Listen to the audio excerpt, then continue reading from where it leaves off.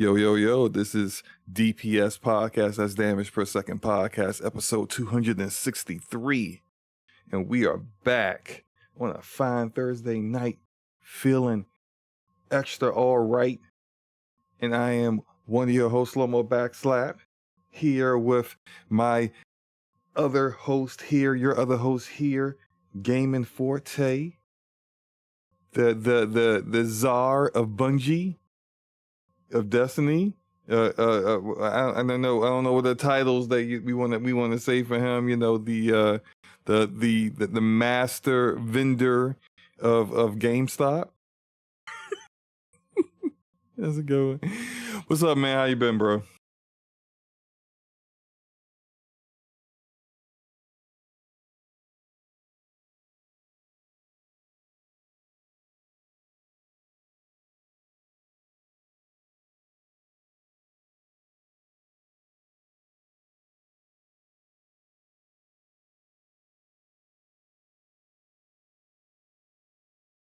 Mm-hmm.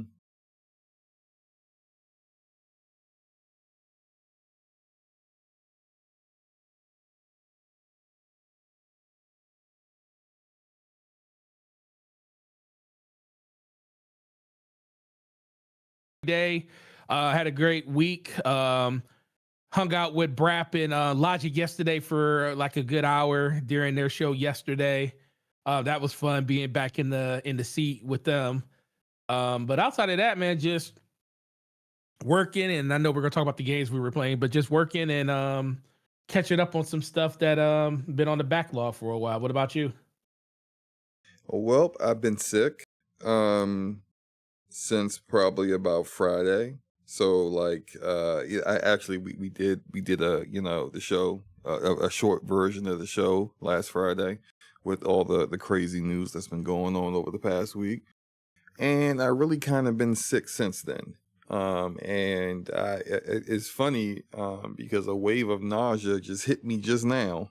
I'm gonna push through it though, because of course, like your body betrays you at the worst moments, right? Just oh, did you just go live? Okay, I got you here. Deal with that, right? So, but yeah, I've been sick. Haven't really had the energy to play much. Been a bit dehydrated. A whole lack of energy. I feel like I've been sleeping for like half of the past week, and when I do have energy, it's like in spurts, and then I lose all of it. I stored up a little bit of energy and then expended it all too quickly. But I did get a chance because they had Steam Fest with all the demos and stuff over the past week, and I did get a chance to play a couple of them when I wasn't feeling awful. Most of them I was this isn't going to sound terrible, but like will kind of sound terrible. Most of them I don't think is worth mentioning. Oh man, that is terrible. There is a two I will talk about. One, because I was a little disappointed because I was kind of hyped for it when I saw it. And the other, I actually really enjoyed. So the one that I was disappointed with is a game called People of Note. And it's like this rhythm-based, like rock music kind of turn-based RPG. And I tried the demo out. It's a bit, like the story's a bit paper thin. And I don't think that the actual turn-based combat has a ton of depth. Like I played up to to the point where you beat this boss, and like I got the gist of how it plays, but just like it's just not for me. It's not going to work for me. So I uninstalled that one, took that one off my wish list. If other people want to check that out, maybe they like it, awesome. But for me, it's a no. The other one though that I saw, and I actually saw this game on Twitter. Some people were sharing some clips of it from the developer I put on Twitter. It's called Armathus. I think I'm saying that right, Armithus, but like the demo came out yesterday, and this is like a roguelike shooter by the same, actually by the same developer who made Godfall. I Hmm. think they're called Counterplay Games. But surprisingly pretty good. It's actually pretty good. I am a bit annoyed though because I tried to record a run I completed in there, and for some reason the game just like doesn't play nice with NVIDIA recording. uh I tried to record two different runs to try making like testing out screenshots, and it's just like it refuses to create a folder. It refuses to do that. Now I now in retrospect, now I'm thinking about it, I could have just used um I could have used OBS to record it. I rarely use OBS to record gameplay, but now that I think about it, I could have just did that. I'll do that and record some gameplay for next week because I really enjoyed that one. That was fun. I like the different abilities that you get. I think they have a good way of balancing the upgrade path for certain abilities. A lot of abilities seem to be tied to the kind of weapons that you're using, kind of guns that you're using. I have only used one gun so far, but I think the movement's good. I think there's a good balance of difficulty with the number of enemies that they throw at you. And I thought the boss fight was a bit easy though. Like the boss just basically has like three different attacks, and maybe they just kind of like had like an easy boss to throw in there for the demo. You know that. But actually, there's another game. I just remember this one. That it's because I mentioned difficult bosses, and this other one popped up. Remember Echo Generation? I do. So Echo Generation 2 is coming out, and the first Echo Generation, I loved it. It's by Coco Cucumber, and it's a turn-based RPG. It was hard. Part of the difficulty of the first one is that you have very limited heal items, and you had to be very judicious in with your MP. The way that you would kind of like replenish your health, replenish your MP. If you ran out of MP, you were cooked. And so the game was difficult, but the story was good and it was humorous, it was funny. And this one so far, I I I was hyped when I saw them announce it, and then I got upset because it was like they introduced the card system, and I was like, "What the freak, man? I don't like card systems in games. I just hate them." And I'm just like, "Why would you do this? Like I can understand and like iterating off of what you did with the first game, but to go to a card system, I'm like, I feel like this is a mistake." Then I played the demo, and then I was like, "Oh, okay, I get it." Like the card system is the way it's implemented and executed. It's well done. Now the story, I don't know. Like so far I'm not feeling the story as much, and it's just a demo, so I can't really judge it by that. But I'm not feeling it as much as I was feeling the story for the first game. But essentially, you got these group of kids who were experimented on by this corporation, and the character that you choose is one of the kids, and she breaks out of this facility that they've been holding her, and she's got all these powers. And the way the cards work is like the more cards she picks up, she can kind of like take what's on the card and bring it to life, so to speak, so that and then use those like whatever ability that the card provides through that. And it was fairly easy, as most Coco Cucumber, well, not most Coco, like was it Ravenlock? Ravenlock was way too easy, even on the hardest difficulty. And I started to get Ravenlock vibes from this until I got to the boss at the end. And that dude, wow. Like, dude was rocking me. I was just like, dude, what the heck, man? Like, this is just a demo. Why we gotta be like this? But I did eventually beat him.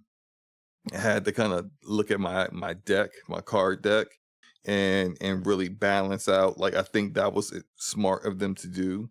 That like to beat this final boss, you need to make sure that you got like a good balance of cards in equipped in order to make that work. And I think the only reason I beat him is that I had like this card called the Second Chance. And so once you play the card, if you die, you immediately come back to life, which is the only reason I won, honestly. But that was fun. So Echo Generation 2 and Armathus.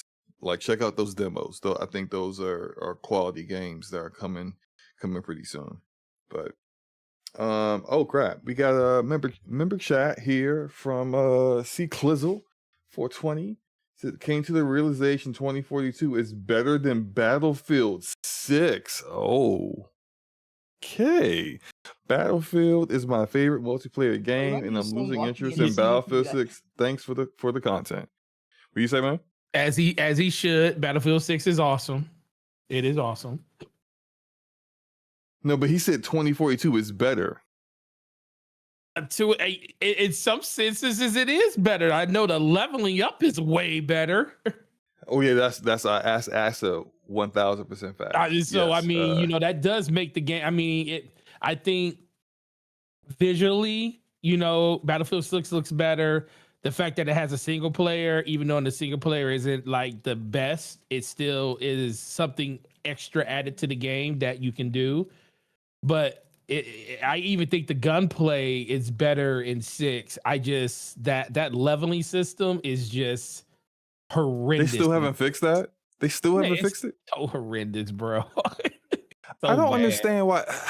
You got content creators, you got the Battlefield community. Everyone's complaining about the leveling system. Meanwhile, EA and DICE is just like, okay. Like, that leveling system. What are you doing? Like, when do you want to like this is a huge fumble because you've lost a significant portion of the launch people already. Now you're starting to lose the hardcore Battlefield community as well, because there are issues that need to be addressed and you're not addressing them. We always talk about with live service games how you fumble it. And so, like, you could be a live service game like Concord and never get players at all, right? That's like, but then a lot of them, well, not a lot of them, but a good significant portion of them get a nice little bump, a nice little jump to start out with, like Highguard did. Highguard had like 97,000 people on Steam play it the first day. That's a nice jump. But unlike Highguard, which lost all those players by the end of the day, there's some other games that do really, really well for months.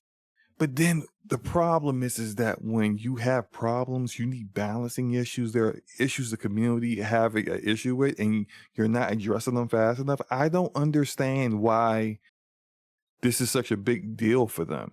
Like, I look, I'm not a developer, but is it this difficult to just say, okay, go and say the number of experience that you need to completely unlock all the attachments for this gun? Just cut it in half. Is it that difficult? I don't understand why this is so hard. It just doesn't make any sense to me. Why? I mean, what do you think, Forte? What is your theory on why this is not being addressed? I mean, I kind of lend in the same breath. It's just, in general, you sit there, you think about. Part of me feels like sometimes it's just not a priority. It's like it's like they look at it as like, oh, the leveling isn't broken or something. It's not that it's broken. It just takes too long for you to progress. It's not like it. It's like if they would have just. It's like they built the game to like consistently always give you double XP and you don't have it. And it's not like the double XP impacts your weapon upgrades. So like how you don't get XP for kills, you just get kills or kills. It's like you don't even get points for half kills or like doing assists. Like if they would say like even make a tweak to anytime you do damage to a person and you contribute to taking someone down, and that counts as something towards the meter of you progressing, even that would kind of help more. It just feel like at the end of the day, they're happy where the game is, but I would think you would want more compared to what you had at the very beginning. Like, you were like the talk of the town when it first happened. Like, everybody was telling you how much better you were than, you know, the game that you were going up against. And, you know, it spoke in the numbers, and the fact that Call of Duty had one of its worst years in sales that it's had in recent memory, you know, gave you an opportunity to kind of, take advantage of that. But like I said, outside of the leveling, everything else in the game is fine. Like, everything else is cool, but man, just progressing through those guns is just, especially if you like playing the full game, like the full Battlefield experience, when you're in there doing, conquest and everything. Like, yeah, unless you're in a vehicle, you could crack up a lot of kills. It's easy to do it with vehicles and get all the upgrades with the vehicles and stuff. But if you're like doing gun to gun, it's like you need to go into like team deathmatch and stuff like that, where you can easily rack up 30, 40 kills in a game by just playing in smaller, tight, windowed maps and stuff. But a lot of people don't play Battlefield for that. So it's like kind of kind of going against the grain of what Battlefield is and how long it takes to go through those things. So I think that's the biggest thing, but they definitely need to do something about it, because I don't hear people talking about the game as much as they were talking about it before. And then at some point, that game's gonna hit Game Pass. Because EA Play, usually within 6 to 7 months of a game being out through EA, it hits their EA Play server, not the free version, but the cheaper version, and that's when it hits Game Pass. So I feel like maybe they're looking to see what that's going to be, what that bump's going to be from everybody that didn't buy the game, that wants to jump in and play it because they have the subscription. But by that time, if you don't have the leveling fixed, I think those people are going to fall off too, because they can go play a game like Fortnite and blitz through a battle pass in an afternoon, depending on how good they are, and get through a bunch of different weapons and everything. And Call of Duty, as much as I can't stand it sometimes, the leveling in Call of Duty is way more superior than it is in Battlefield. And it's been like that for a while. You can level up a gun in a day easily.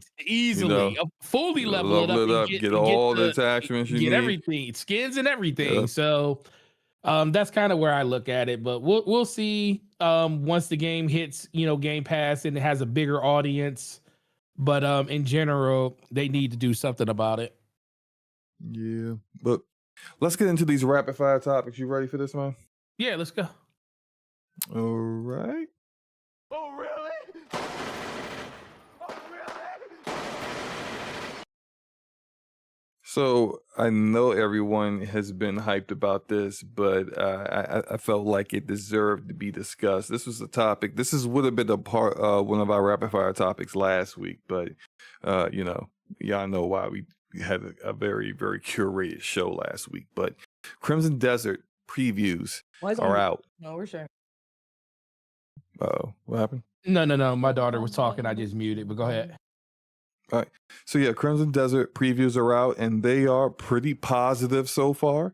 From what those who have been able to play it have said, is that if you're into exploration, if you're someone who really enjoyed Skyrim, or you like to get into every nook and cranny of a level, and whatever you're playing, you're gonna love the amount of content this game has. You're really going to really enjoy the game. From what I have seen and what I like is what people are saying about the combat is that it's fresh, and there's really kind of like nothing like it. There's nothing that you can say this combat reminds me of X game. It's just really that good. And frankly, from what I've been seeing with like the way you can mix and match styles and the variety of styles and combat that you use, I'm pretty excited about that part. The performance though is also ridiculous. Like, I looked at the PC requirements, and it's very pedestrian. Like, apparently you can play this thing on a potato, and I'm just like, with the way this game looks, like it's not the best looking game ever, but it's not an ugly game either. For it to have the kind of performance in the open world that this is sporting is pretty exciting. It's almost like too good to be true. I know a lot of people have been kind of like, I don't know, I'm a little leery, and I think that's a little bit of Unreal Engine fatigue that we've been dealing with, where you see a game look a certain way, and if it's Unreal Engine, you just know it's going to perform like crap. But Pearl Abyss, the developer for Crimson Desert, have their own proprietary engine that if you play Black Desert, then you already have an idea of how, extensive the character creator is, how well the games generally perform. For the most part, I think Black Desert was a bit heavy on PC, but they seem to have tuned it in a way with updates to make it really, really good now. And here's the other thing that we were supposed to discuss last week. Apparently, Sony approached Pearl Abyss to try to make Crimson Desert a timed PS5 exclusive, but Pearl Abyss declined. So, this game's definitely going to be on all platforms and not just on a timed exclusive for PS5. I think it's supposed to come out next month or maybe in the next 2 months. But Forte, what are your thoughts about Crimson Desert, man? Are you gonna play this? Most likely I will. I will tell you, there's a lot of buzz around. Like, a lot of people been coming into the store, looking and talking about that game. Like, I got a bunch of pre-orders over on the last couple of weeks for it. People like very, very excited for that. But it makes sense that they would deny Sony for the exclusive, being exclusive to their platform for timed exclusivity, especially if it impact them on PC, because that game's going to do the best on PC. True. So it's like if Sony was telling them like, yeah, we want it to be exclusive to us, not even on PC day one, then I can see them turning that down. It's like, no, well, we'll do console exclusive. Because I'm like, why would you even care about console exclusivity anyway, Sony? I mean, it's not like Microsoft or Xbox is really trying to fight you in that realm anymore. So doesn't care. So it had to have something to do with the PC side of it, where that's going to be the bigger player base. But no, the game looks awesome. It looks good. I do agree with you. There are some things about it, but the fact that if you played not Crimson, it's the name of this game is called Crimson Desert. What's the original one? The game, what is it called? Black Desert. So Black Desert is an MMO. Black Desert is an MMO. And version this one is an action. They said this is an action adventure game. They didn't even call it an RPG. It's an action adventure game. So yeah, and a lot of people are going to be, super excited to jump in and play it, but I definitely will be giving it a try. It is something that, as I look more and more into it, makes me a little bit more interested in it. It just ultimately comes down to, like, with most games at this time of year, like, what else are you going to be playing, like, around that time? Yeah, so like I let me double check the release date, because I thought it was March. I can't remember. But like I need to make sure that nothing else is coming out that I'm like really hyped for. Right. Because I the more I see this game, the more I want to play it. And at this point now, okay, March 19th. You know what? That's fine. That's fine. I think that's fine. I don't know what else is coming out in March, but I feel like there's nothing that was like I was super hyped for. So I feel like I could probably play this for a little bit before I get into some of the other games that I've been more excited for. But now, yeah, I'm looking forward to this. It's like a good number of people in the chat are too. Yeah, man, it's gonna be a good one. Yeah, you ready for the next topic? Yes, sir. Oh, really? Oh, really?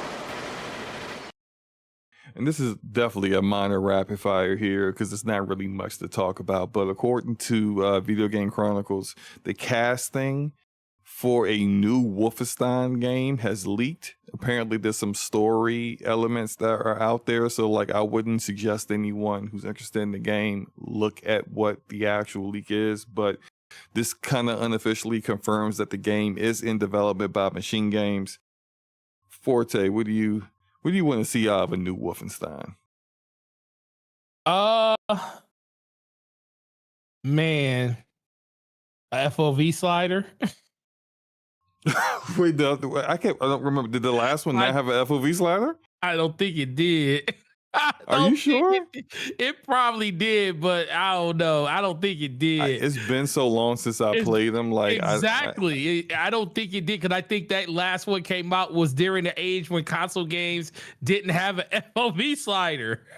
Remember, we didn't get one from Bungie and Destiny until what 2019. Play it on PC. You probably have a FOV slider. No, on PC. you definitely have one on there. But I'm just talking about an FOV slider in general in all the versions of the game. Man, look, you gonna get an FOV slider, man. Come on, you'll get one on PC, but come on, man. But the last time I played that game, it was on console. So yeah, I think I played it on. I think I played it on PC actually. I own it on PC. I may have played. I think I played the first one. The first one was New World Order, right? Yep, New World Order. So I played that on Xbox. Mm-hmm. The other one, which is like the Colossus or something like that, with something with Colossus in the name. That one I played on PC. So for me, with Wolfenstein, I feel like it's got some elements of like old school first person shooters. Like when I say old school, I mean like where you have like 100 health, and like if you get shot by a bullet, you now only have 95 health. Like it's just like you're like a walking tank, and we understand BJ Blazkowicz, whatever his name is just he's a freaking walking tank, right? Makes sense.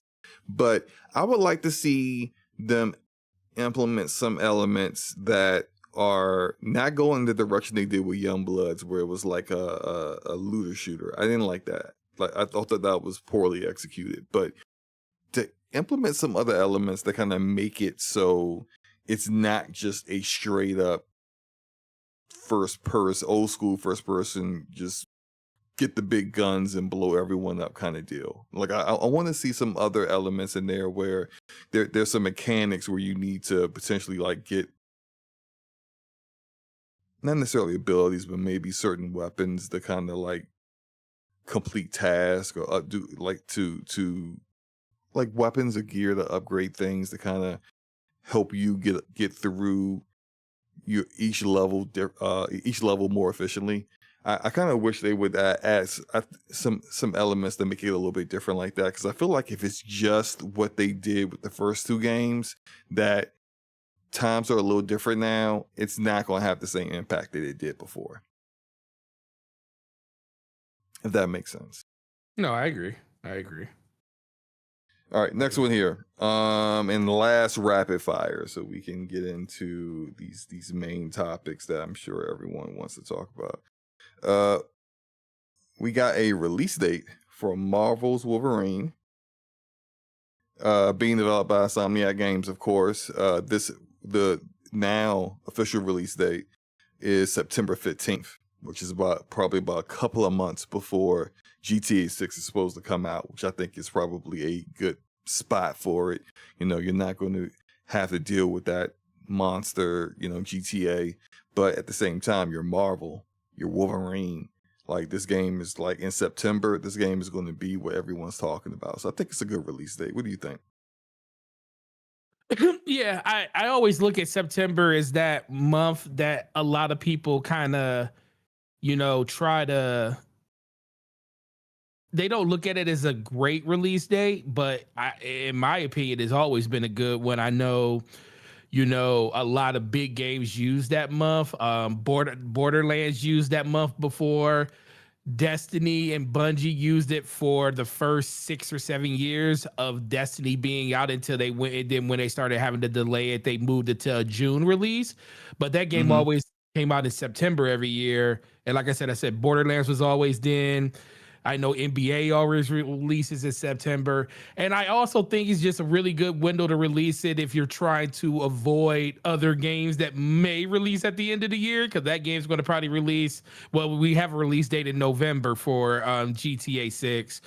I think that is a big enough window away from that game where a lot of people that were going to buy both, if they don't have the disposable income, could see themselves buying both those games still, especially if they're really, really into, Marvel. If they're really into Marvel, it wasn't going to matter anyways. They're going to buy it even if it was a week apart. It just probably wouldn't have got played until after they got through with GTA. So I do think that it's a good window. It's far early in advance. It's not too much other competition usually in that month, especially when somebody already claims it with a bigger game. A lot of people usually kind of avoid that month in general, outside of like the sports games and stuff like that. So I think it's a really, really good month, and actually really, really excited. I can't wait to see what the state of play, which most likely is going to be in August, is going to be when they talk exclusively about that game. Yeah, I just looked it up because I thought the first Spider-Man game that came out in 2018 that Insomniac did was a September release, and it was. So like I feel like, and that was probably sales-wise the most successful Insomniac Marvel game that they came out with. They've done Spider-Man, they've done Miles Morales, and they did Spider-Man 2. But I think this is probably a good launch point for them as long as they're ready. And Insomniac, they typically, they release more games from PlayStation's first party than anyone else. So usually, if they're ready to go, they're ready to go. I think Spider-Man 2 probably needed a little bit more time to cook. I think that was like kind of an outlier, though. If you look at like all their other games, all the other games come out pretty freaking polished. So I think Wolverine's going to be good. That's a day one for me. Yeah, me too. All right, let's get into this. Let's get into this main topic here, man. No, we got to. I know it's basically the only topic, though. Well, go ahead. What are you talking about? No, there's two just topics, man. Okay, sure. You just talking. All right, look. There's a rumor out there. Mm-hmm. Some people ain't liking this rumor. They really hate who's saying the rumor, though, too. So the rumor is coming from Jason Schreier with a comment that he made on Reset Era. And the rumor is that PlayStation is backing off from single-player games being ported, their first-party single-player games to be exact, being ported to PC. Now, to quote his post on Reset Era, he said, it's not speculation, but sometimes topics come up on the show before I'm quite ready to publish a story about them. More to come soon, I'm sure. So essentially, he is working on a report that will discuss this, but let's just say it like this. And I know there are a lot of people who dislike Jason Schreier. And frankly, I understand. Okay, like he's done some things that have rubbed a lot of people the wrong way, and I think that in a lot of ways, as a person, he's done some things to kind of piss people off, and I get it because I haven't quite liked some of the things that he's done.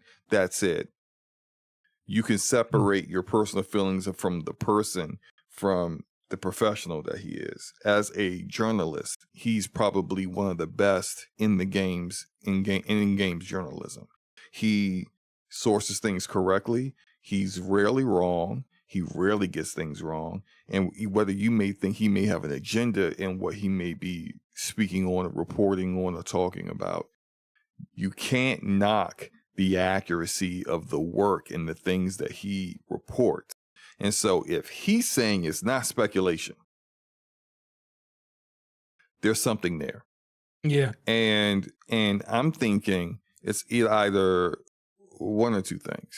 Either it's something that has been discussed at SIE, Sony Interactive Entertainment, and it was on the table but maybe not isn't on the table anymore. Maybe they have changed their mind, or it's going to happen, but maybe not in quite the way that people think. There's more to the story, because if this is what it is, if people are saying they're backing off a single player games porting to PC, I mean, you could just say, maybe he wants people to look out for his report, right?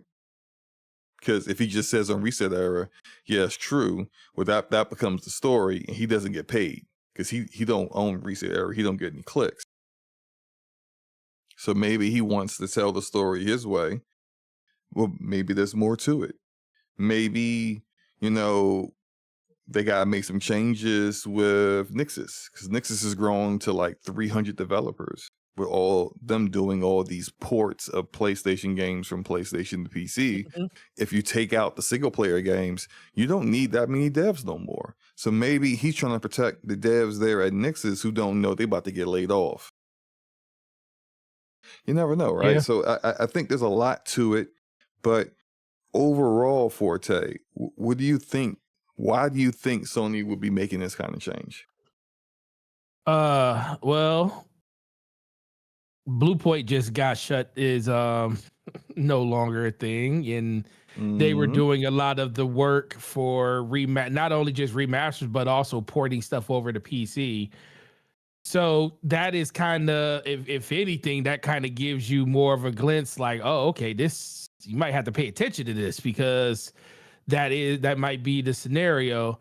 But we also see a huge pivot in PlayStation when it comes to like their strategy when it comes to game development and stuff. They were super gun-ho under Jim Ryan to go games as a service. Remember, we got 12 live service games in development before they even got one out the door. So it's like they jumped out the window completely. So they have completely reversed on that since then. And I think they were also, using PEC as a funnel to kind of like sustain them initially until they could get back to a point where they can like get back to what they normally do with PlayStation. I never thought that, even though people were, saying, oh, PlayStation's putting all their games on PC, on their games on PC, but they never really went day and date with anything outside of like, games like Helldivers or games that. That's what they said they were doing. They will only do day and date for the live service multiplayer For the live games. service games. So like Hunter's yeah. Gathering is going to be on launching on PC. Marathon's freaking launching on everything, which I guess we could have talked about that. I forgot to talk about that. I forgot to make that. You know what? We'll discuss that with this. We'll transition into Marathon before we get to the next topic. My bad. Go ahead. No. Yeah. So I think, in general, like I said, they never said that they weren't going to go in this direction. Oh, shout out to the homie Ramon Terrell in the building. Trevor Birdsong's here. Trevor Birdsong eating a 4080 or 40 or 7080 with his Leonardo DiCaprio picture. It's great. PC Master Race for real. But no, but I also think in general, like I said, this people are going to say this is a pivot. I would say this was always in the plan. Just because they were releasing, because I think a lot of their games they were releasing because they had to release on PC early, because they had to like bring revenue in because of everything that was going on, with the console and everything, prices, people not really buying consoles for a while because of the tariffs. Now that has kind of subsided a little bit. You starting to see record sales out of the divisions when it comes to that. But I also think in general, it really comes back to they see what we always know, that PlayStation kind of follows the lead of Xbox, but when Xbox makes a misstep, they notice it. And not to say that they were going to go full blow, whatever, like what Xbox did, just going day and date with everything and then moving all their stuff to PC and just kind of killing the identity of their console. They were kind of, I'm not going to say it wasn't in jeopardy because they haven't fully done it, but you can see that a lot of people were concerned that that was going to happen. And when concern creeps in, you know, people start, you know, talking. And then when that communication gets out, it becomes more of a, you know, a thing that people start talking about in these circles. And they say, well, hey, we don't even want to have that type of energy out there. So I do think that they're going to scale back on that. And the 6 months that we were seeing on some games probably coming out will probably still go to like a year. But I don't think anything really changes. I just think in general, the fact that Blue Point's not there anymore, they're really just, they don't have anybody that in-house that can do that. And I don't feel like they want to pay anybody but Blue to do Point, it. but Blue Point never did ports to PC though. Well, no, they not. Well, I'm just saying, not the port. What was the studio that did the ports? I can't think of the studio who was doing all their ports. Nix's was the one doing their ports. Well, I guess we'll probably hear about something about Nix's in the future. Well, I mean, Because that's hopefully all not. I don't like people losing their jobs. No, I mean, but that's the only thing Nix's was doing. Yes, that's the only reason only thing they've ever done. That's the only reason why they acquired them in the first place. And if they're going to scale back on that, not to say that they now this is the question: what does scale back mean? Are we scaling back from, you know, a game a year or a game or like 2 games a year, 6 or 7 months increments and stuff like that? Because it still takes time to port and release a game and put it over on PC. Well, what if they're putting games on PC on a situational basis? What if it's not everything, every single game, but just like the games they think will sell on PC?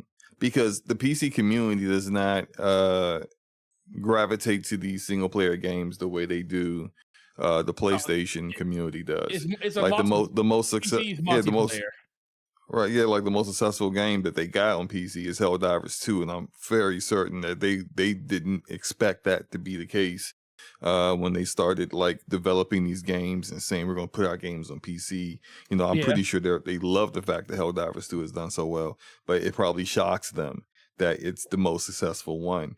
You look at games that are like really good games like Returnal, like I don't think that's so great on PC. Like Spider-Man did okay, but like you would think Spider-Man would have done more. Right. So I kind of wonder if I have a couple theories here. And then once I say these theories, like I want to hear from Trevor Birdsong on this. Trevor. Theory number 1. So remember back in like 2020, is it 2020 or 2021? I think it was Herman Holst. Either Herman Holst or Jim Ryan said that they had a percentage that PC gamers, whether it's accurate or not, whatever, it's their data, but they had a percentage of the number of PC gamers that owned a PlayStation. And it was definitely over 20%. I feel like it was like a third. It was like 33%. It was just a significant number.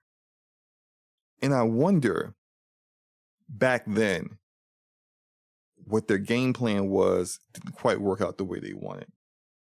I wonder if they haven't got quite the sales that they wanted on PC, and they have noticed that the percentage of PC gamers who own a PlayStation has dropped. Yeah. And so if that is the case, and they have noticed this happening, this is all theory, okay? This isn't a fact, but they've noticed this happening since they started putting their games, their single player games on PC. I can understand them pushing back on that or backing off on that, because you're going into 2026, you got GTA 6 coming out. Yeah. It's not launching on PC yet. It's going to be on console only. So you're already going to have some PC gamers that are kind of on that edge. They're teetering like, do I need to go buy myself a PS5? Right. So I can play GTA 6. Then you add in maybe a later announcement that now every single player game ain't coming to PC no more. So now you gotta start making decisions. Are you gonna wait for Wolverine to show up on PC? Or are you gonna get it on PS5 because you don't know if it's coming to PC anymore? and then you add in the fact that GTA 6 is coming out, maybe I just need to go ahead and buy myself a PS5 and play Wolverine Mhm. instead of waiting for these games to show up. On, like maybe they're looking at like the number of people who bought Death Stranding 2, and they're like, man, these people. Well, not Death Stranding 2, Death Stranding 1. And they're like, man, where were those sales for PlayStation? We could have used that over there. So I that's my one theory. That's my first theory. My second theory, and now I'm forgetting my second theory. Oh no, wait, it's back. I got it.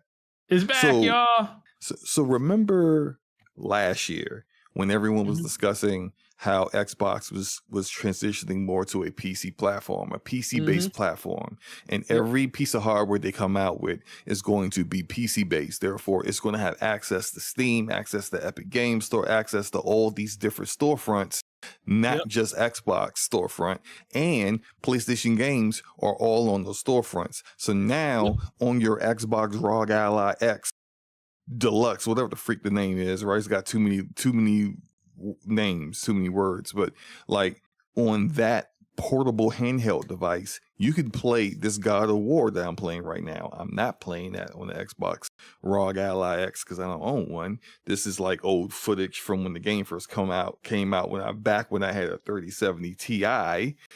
Still looks better than it does on the PlayStation, but that's neither here nor there. Regardless, what if this is their decision in regards to the move that Microsoft made in becoming a PC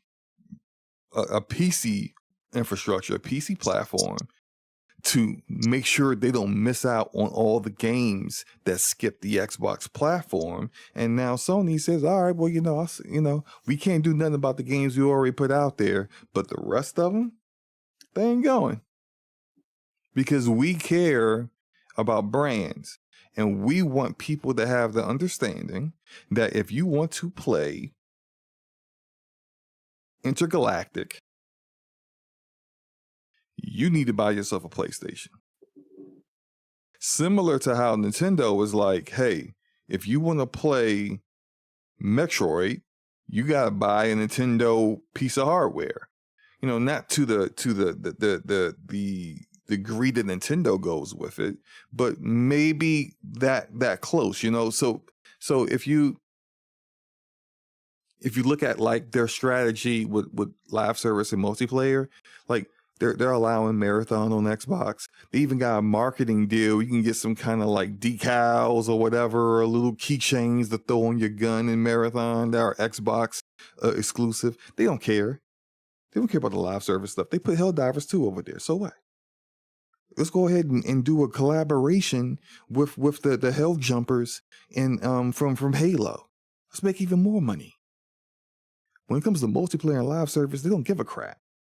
Put it everywhere that it's possible to run it, because what we care about is numbers and people to play it. But if it's single player, okay, that's our brand. That's our idea. That third person over the shoulder, narrative driven, sad dad. I got my little kid with me. I got this little girl with me. I got a wolf with me. Whatever kind of companion game, action adventure, quasi RPG ish, whatever the format. That is us. When people see that, they go, "Oh yeah, I should probably I'll probably get a PlayStation to play that," and they want that to be the idea. Not on a quasi Xbox device that's not even made by Xbox. It's made by Asus or Logitech or whoever the freak else, Lenovo or someone. They don't want that.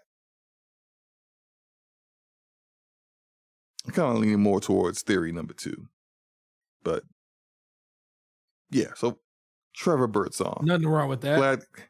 Glad to have you, sir. What do you think about this rumor that's been going around?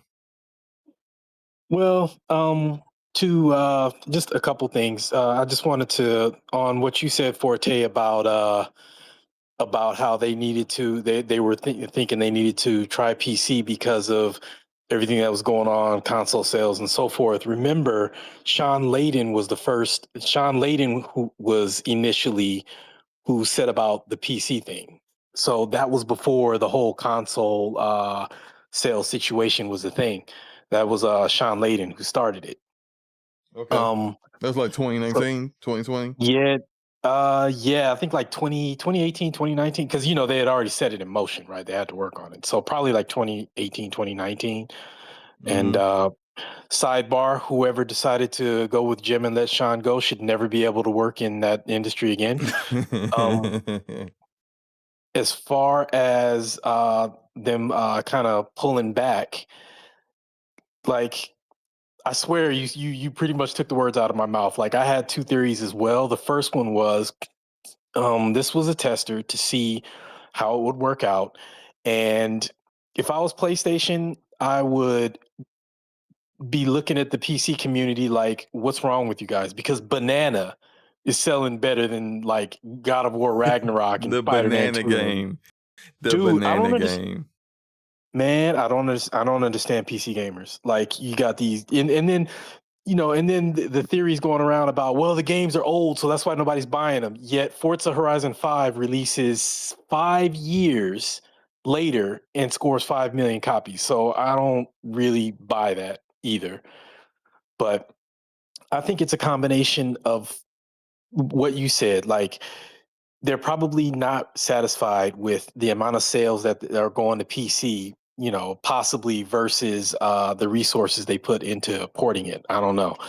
But I don't know how much that is, but that's probably part of it. The Xbox thing. See, I wonder about the Xbox thing because Demon's Souls and GT, what is it, 7 was supposed to go to PC, and suddenly we don't see that anymore. So I'm wondering, if they're going case by case, or if they got a whiff of what Xbox's next thing was going to be before they decided to pull back. Because those two games were supposed to go. Like I think they were in the Nvidia leak, right? I Or think was it so. GitHub? Nvidia leak, yeah. Yeah, So that that Nvidia was leak was money. That thing, like every game that was in that leak yeah, turned out to actually be like in either in development or definitely going. So yeah, yeah. yeah, right. So that's kind of where I'm puzzled because the Nvidia leak was spot on, and yet we don't have GT7 and Demon's Souls. So I'm that kind of is what throws me off about what's happening. But definitely, I think they're probably looking at this whole Xbox PC initiative and are like, yeah, absolutely not, absolutely not. Okay. Now Now, the question, huh? I wanted to say real quick, Falky, welcome Falky in the chat. He said that PC releases were and are running at a over 200% gross margin return a return on investment. Oh wow, And okay, that's because look, after it's made its money back and then some on PlayStation, they then port it to PC, and those games, those single player games, especially if you look at like something like Spider-Man 2, for example, which wasn't that like close to like 300 million in development or something like that. Like that cost a lot of like money. 260 or So something. Yeah, and I think the one with the biggest margin actually turned out to be Miles Morales, which if you look at like that Insomniac hack, the unfortunate hack, where they kind of showed some data, like because Miles Morales did not cost a lot to make, but the return on PC was pretty significant, coming off the heels of Spider-Man 2018. That kind of like makes a lot of sense. Another idea I had, here's a third one I just throw out there real quick, is that look, they don't have their own storefront on PC. So the sales they get off of these games on PC, that's a 30% cut. Maybe a little bit more in Epic Game Store, because I think Epic only takes 12%. So you got like 87. Oh, good grief, math. 88% cut on Epic Game Store, which ain't much because barely anybody buys games there. but you're really kind of looking at like a 30% cut on Steam versus if these first party games are bought by PC gamers who used to or maybe still do have PlayStations, but they got PlayStation 4s and not PlayStation 5s, you kind of coerce them to go buy a PS5, and then you get 100% of the cut of the games that they're buying that they're interested in instead of the 30% that you're getting off of Steam. I just kind of wonder if like this entire generation they've been looking at like, you know, this is fine. This money that we're getting off of PC is fine, but we could get more. You know, like maybe that's where all this is coming from, that they think that with new leadership in charge, because, you know, Jim Ryan's not there, and then you got Totoki taking over, and what's the other guy's name? That was Nishino. like Nishino. Like maybe they're all kind of like, you know, sitting down saying, maybe we can squeeze a little more. Maybe we can get a little bit more off of this. Or like I said a little bit earlier, that percentage of PC gamers that own PlayStations, maybe from since 2020 or 2019 or whenever Sean Layden said that, to now in 2026, that percentage has dropped. And if that has dropped, but you're not seeing as much of an uplift in PC sales for your games, you feel like you just leaving money on the table. Might as well take those games off of PC, keep them on PlayStation, and now, hey, look, you know where to find that game. See, Yeah.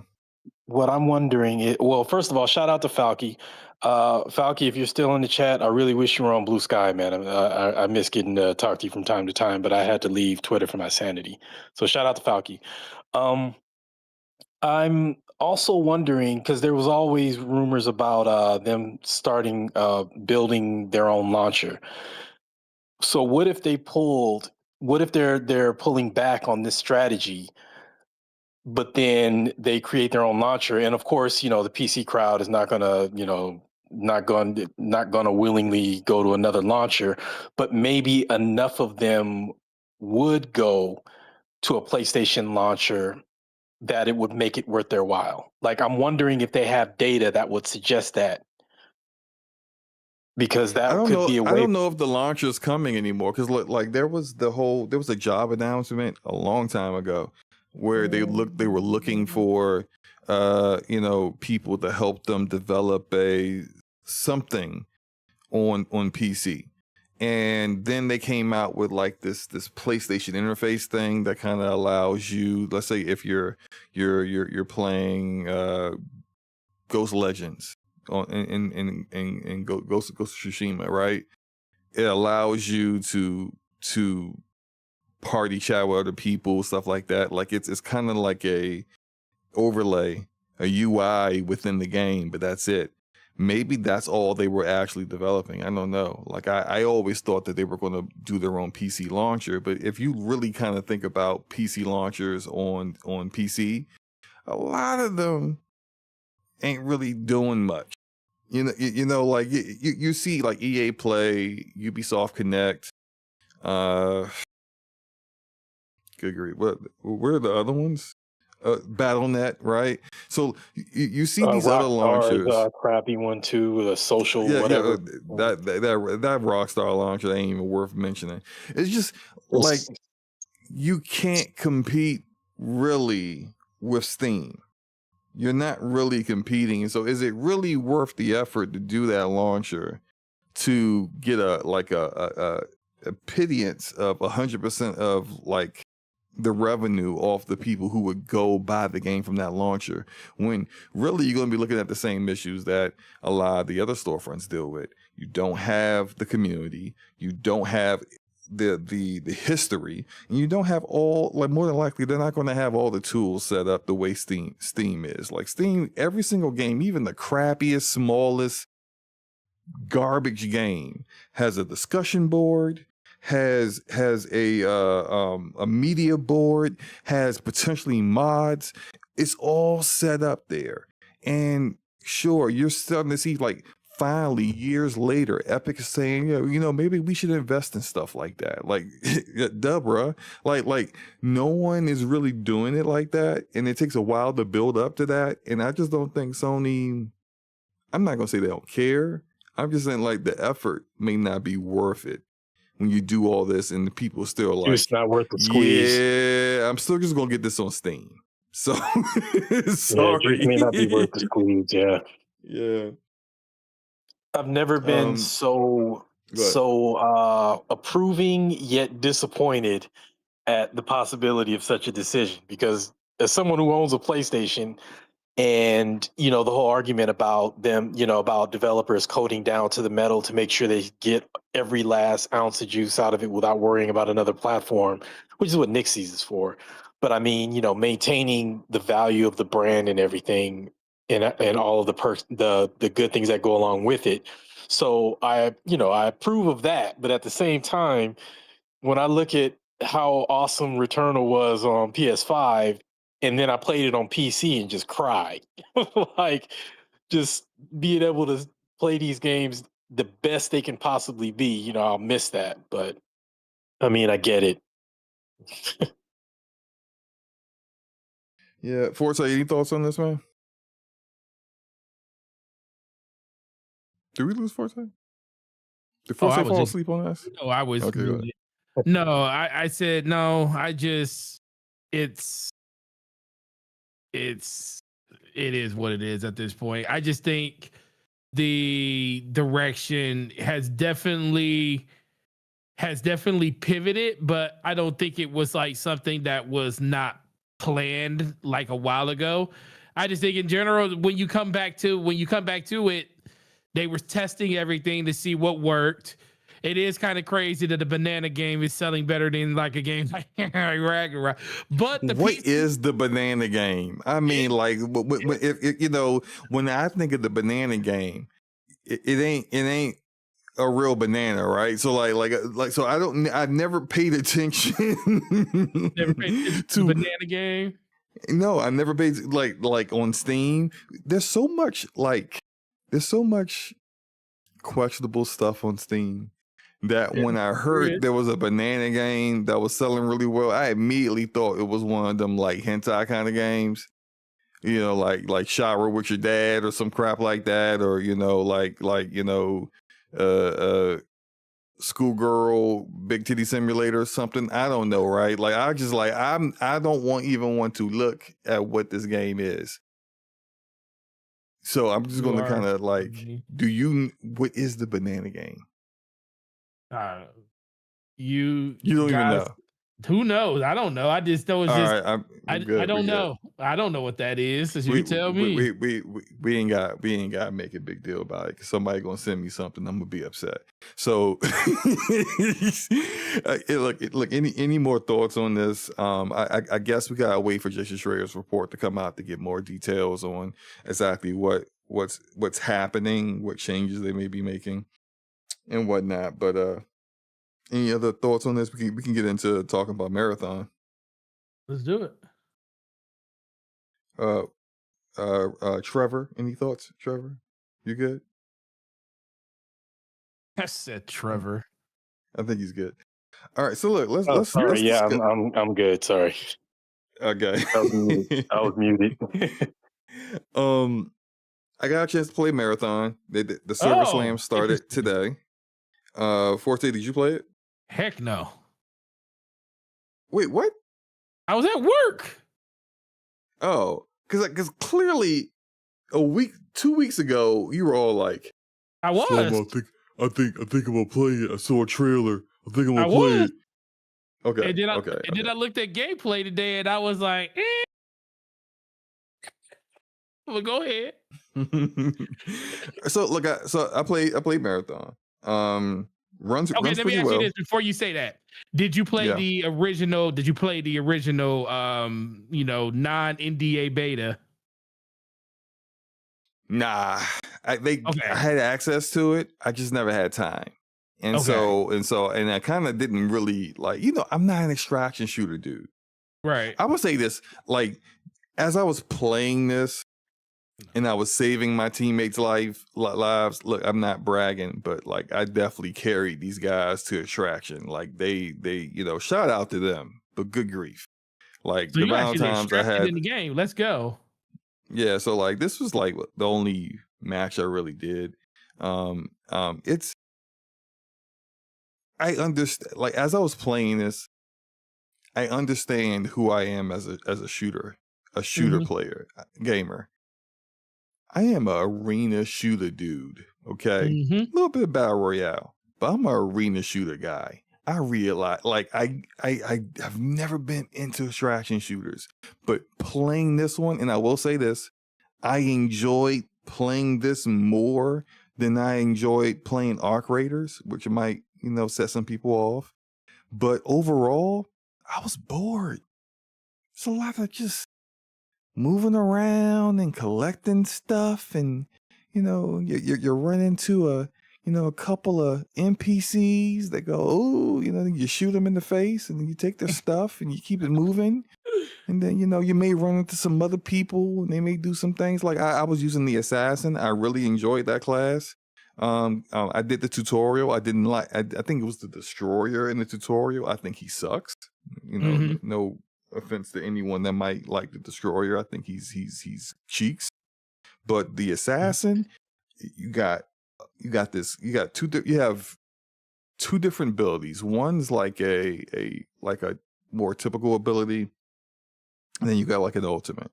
And with the assassin, he can cloak himself, like he can go invisible, which came in handy big time in this match. And then the other one is like basically he just drops like a smoke bomb, and your team can see an outline of like enemies and stuff on the ground and whatever, but other players can't see in your smoke, which comes like that came in handy as well, because I had to revive one of my teammates. I dropped smoke when one of my teammates fell, and I revived them that way. I was flanking enemies with the cloak. Like I really like the assassin. If I continue playing the game, it's definitely going to be, I'm choosing the assassin. I don't care about nothing else. That said, extraction shooters is you go in, you got a plan. I got to pick up some grapes, some seeds. I got to pick up some metal. I got to pick up some shoestrings. And then you just go look for that stuff.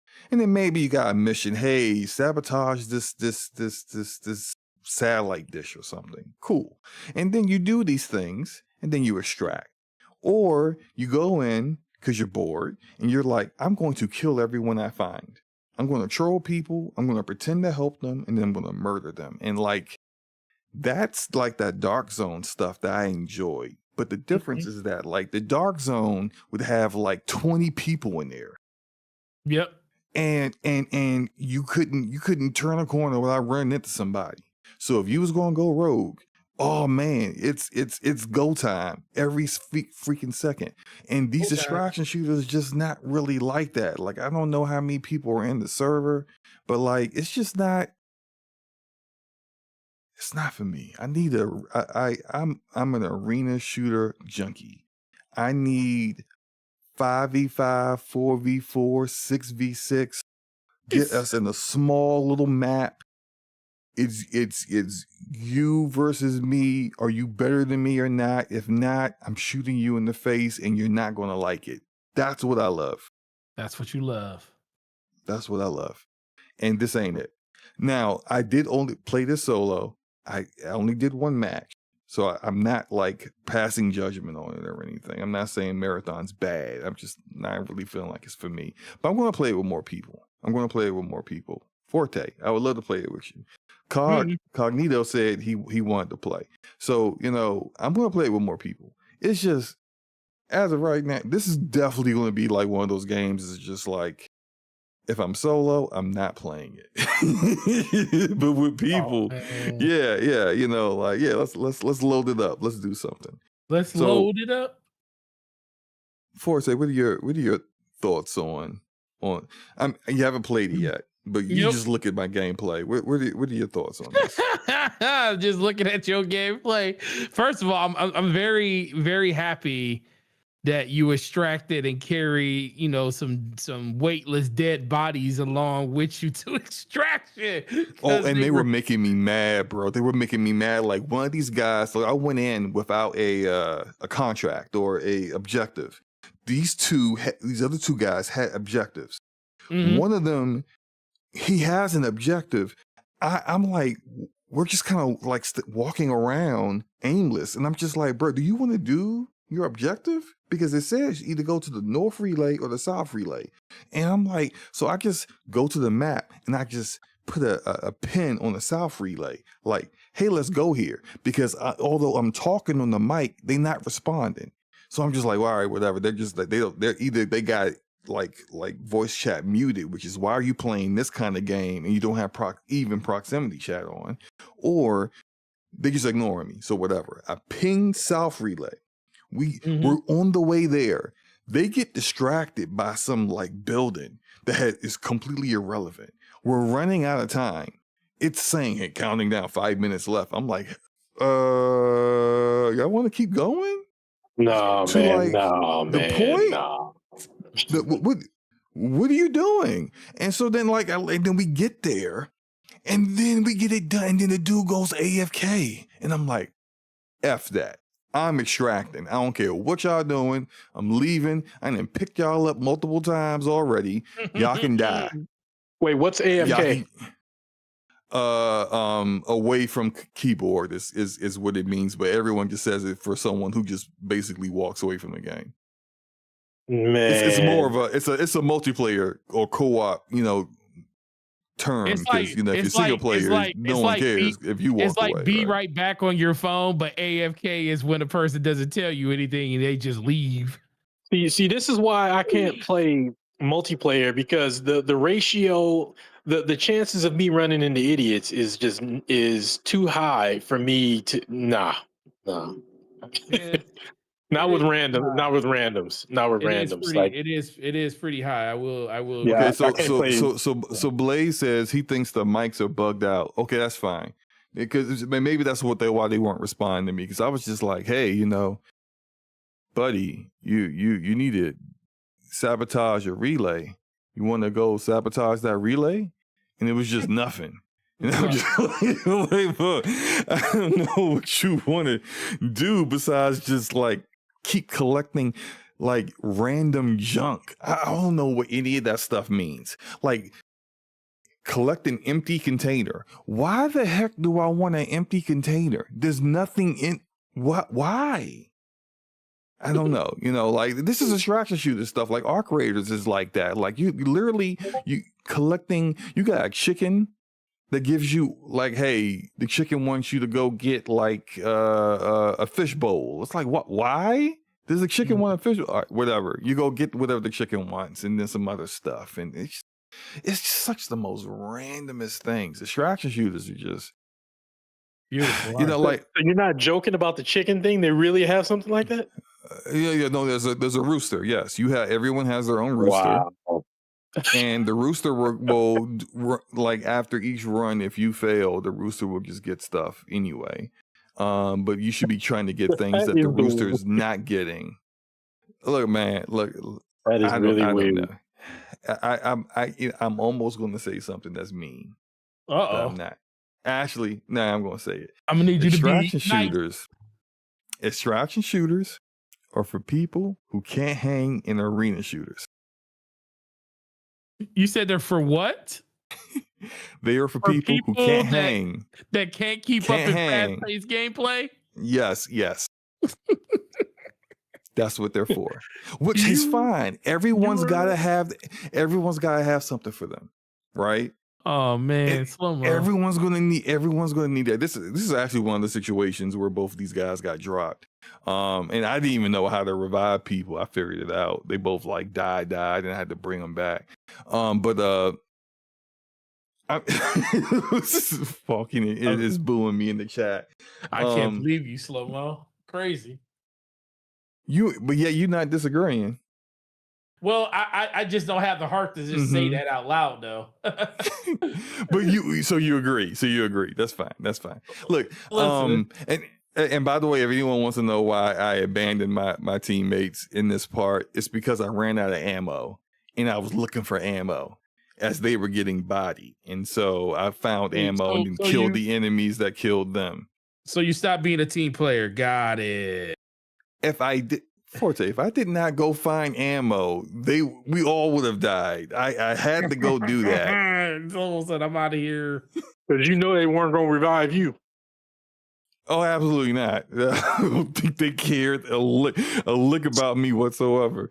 But I saved their lives multiple times, so they can just thank me. But look, it's I'm gonna play it more. I'm gonna play it more so that like I get the opportunity to kind of, and maybe I'll try some other classes. I like Assassin. I do think it's a little slow though. It's a little bit slow in movement. And then I also kind of feel like you are wild. I feel like the fatigue, the stamina, because like when we were running to different locations, I feel like you get fatigued way too fast. Yeah. And then it takes too long for the fatigue to come off to give you your lungs back. And I'm just like, are we supposed to be, I don't know, like if we're humans, we are machine androids, or we are a hybrid mix of one or the other, but I kind of feel like you should have more lung capacity than the guy that doesn't get off his couch. Don't we talk about people in their lungs? I'm talking about these characters in their lungs. At least the assassin. And I understand, like you're gonna have kind of like a class or whatever.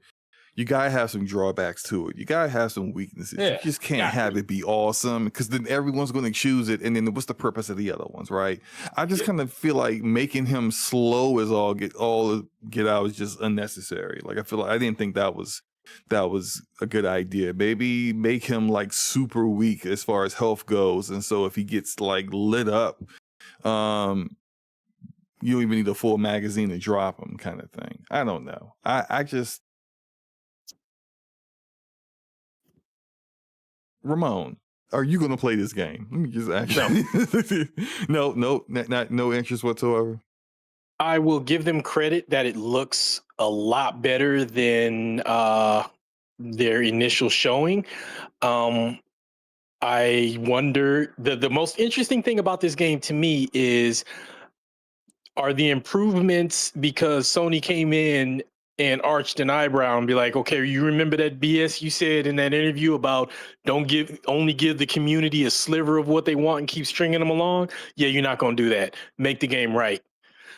That's my wondering if that's the case is the most interesting thing about this game to me. I'm not saying that the game isn't interesting, but I'm not really much into FPSs to begin with, and online, like multiplayer, is not my thing. The only thing you might see me on is Legends, but FPS, nah. Oh, we played some Helldivers, man. You seem to enjoy that. Oh yeah, I enjoyed it a lot, but I don't Even play with randoms. Yeah, well, I had a blast in Helldivers, but I don't play with randoms, and the folks that I was playing with began to trickle away, and then started showing up on their regular go-tos, like COD and I think Splitgate during that time. We know who he's talking about. I also got abandoned on Split Fiction. I feel like you're talking about me, so I'm just gonna ignore it and act like you're not. I'm gonna go back to that. I'm gonna go back to First Class, X-Men First Class, when Professor X was yelling at Hank. You abandoned me. Man, you abandoned that man. Didn't even finish. You ain't even finished Split Fiction with him, man. What the heck? So anyway, so like Blade X in the chat says, I think you can upgrade your stamina and grades through the contracts. Okay, all right. So I think that's a pretty decent idea. Kind of incentivizes you to keep doing the contracts so that you can get permanent stats, stuff like that. That's fine. That's fine. I mean, look, before I completely, I'll say this. I enjoyed playing this more than Arc Raiders. Now, not necessarily playing with my friends because they crazy and they do silly, dumb stuff and I'm laughing at it, but playing solo, like I played some of Arc Raiders solo and I was barely staying awake. And with this one, well, I mean, I couldn't fall asleep because my teammates would have died. So I stayed awake, but like as far as the actual gunplay and whatnot, it's Bungie gunplay. So, Bungie has good gunplay. It ain't the best, like Forte thinks, but it is good gunplay. And so like that aspect of it is better than Arc Raiders. So I would like to play with other like actual squad, like people that I know we're communicating, where, I want to get into some like serious engagements with other players that know what they're doing. And yeah, like I want to kind of see how that works. I want to talk trash to people in proximity chat. I want to see how far it goes, that Right now, kind of ain't thing. nobody doing that. Ain't nobody doing that. Like I'm talking and I'm just talking to myself. So I just stop talking. But yeah, so that's Marathon. I may have more thoughts about it next week when I have more time in the game. And I think the launch of the game is March 5th, which is next week. That'll be next week. Thursday. So Yep. so we'll have a whole lot more to talk about it in addition to probably discussing its reviews next week. So I'll let you guys Ain't have looking good, more bro. thoughts Watch out here, about this. I know, man. We're almost a quarter through the year, bro. I mean, what's Well, up? See, I'm measuring it in how close we are to Crim Desert. We almost to Crimson Desert. Oh, you can't wait for Yeah, that. look, man. Huh? Yeah. I'm way more interested in that than Marathon for certain. It has taken every bit. I know you guys already covered this, but it has taken every bit of discipline I have not to pre-order Crimson Desert to just hold out to see what the feedback is from the reputable people who get their hands on it. If it runs well and it has at least a serviceable storyline and the gameplay is tight, then I'm going, like, I know you only get a shield for your pre-order, but that's enough to make me just do it anyway. And it might be one of the few times I get a digital deluxe to get the extra armor. And that's only because Fanatical has it on sale. Otherwise, I just get the standard because $89.99 Canadian. So yeah, ain't nobody trying to do that.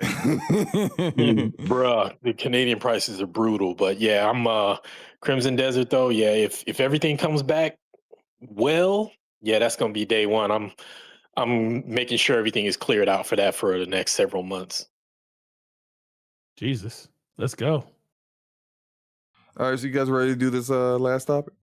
Yeah, let's Do it. All right. So no, we don't do that for the rapid fires, man. No, so oh, by the way, this footage that I got on the Jumbotron right now, you will not believe what kind of controller I'm using. Elite controller. No. Oh, okay. An Elite controller. Steam controller?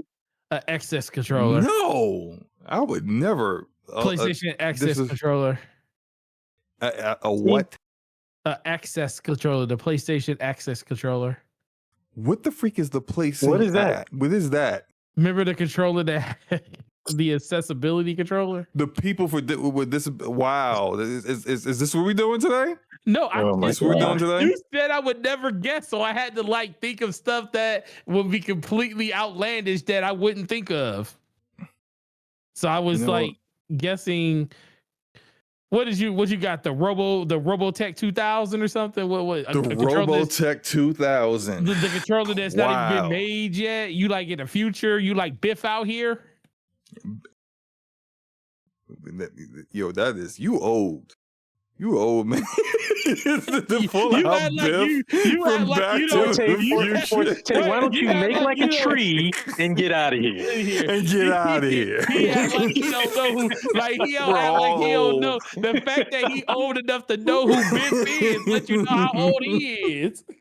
We're Well, all yeah, I'm ancient, older than both of y'all.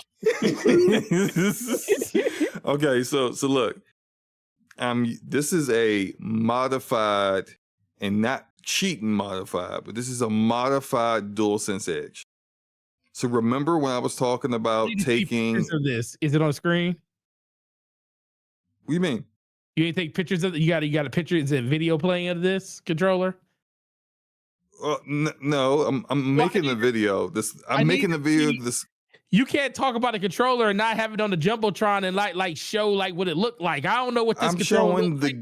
I'm showing the gameplay of me playing the game Gameplay with ain't the got controller. nothing. That gameplay ain't got nothing to do. That's detached from the controller, bro. I need to see the controller in your hand. No, not at all. Look, man. Look at you. If you got a trash controller, man, it's going to affect how you play. I know. You be playing with your feet. All I know, bro. I actually play pretty good. I actually play pretty good with my feet, but not this time. You have. I heard. A little smelly, but I heard. I don't want to hear about that.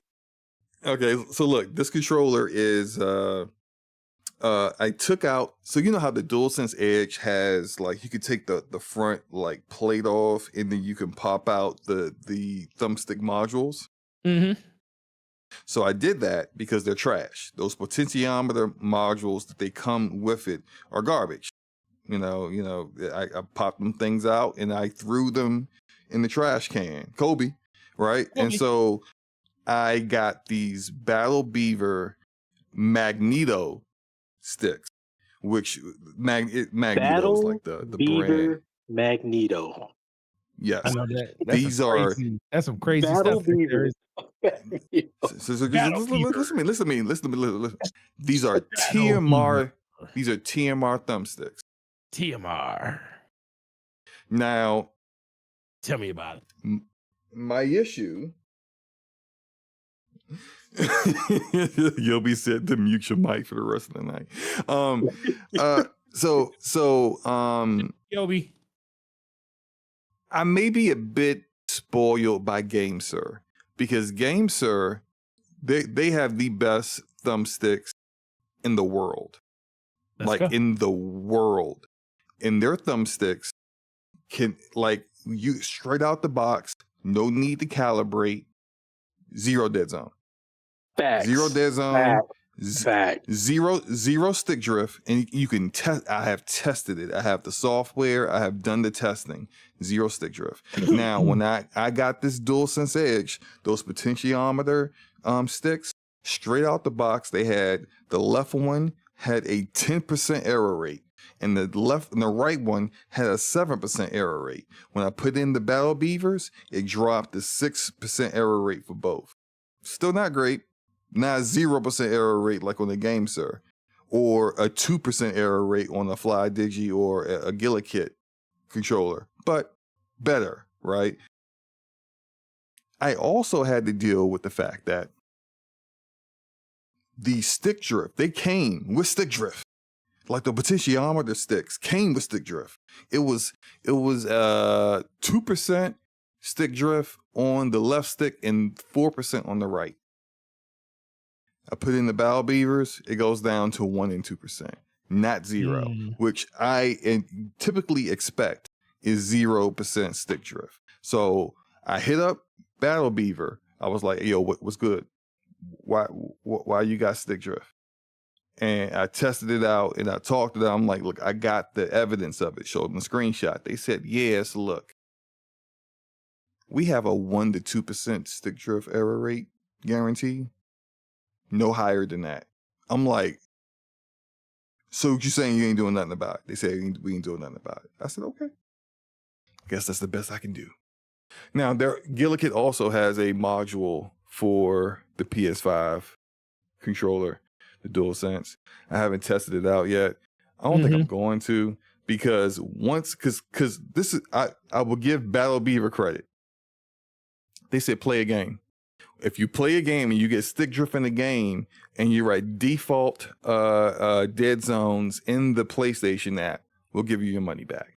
But once you play the game, you're not going to want your money back. And I said, all right, you talking big. But I played Call of Duty and I was like, oh.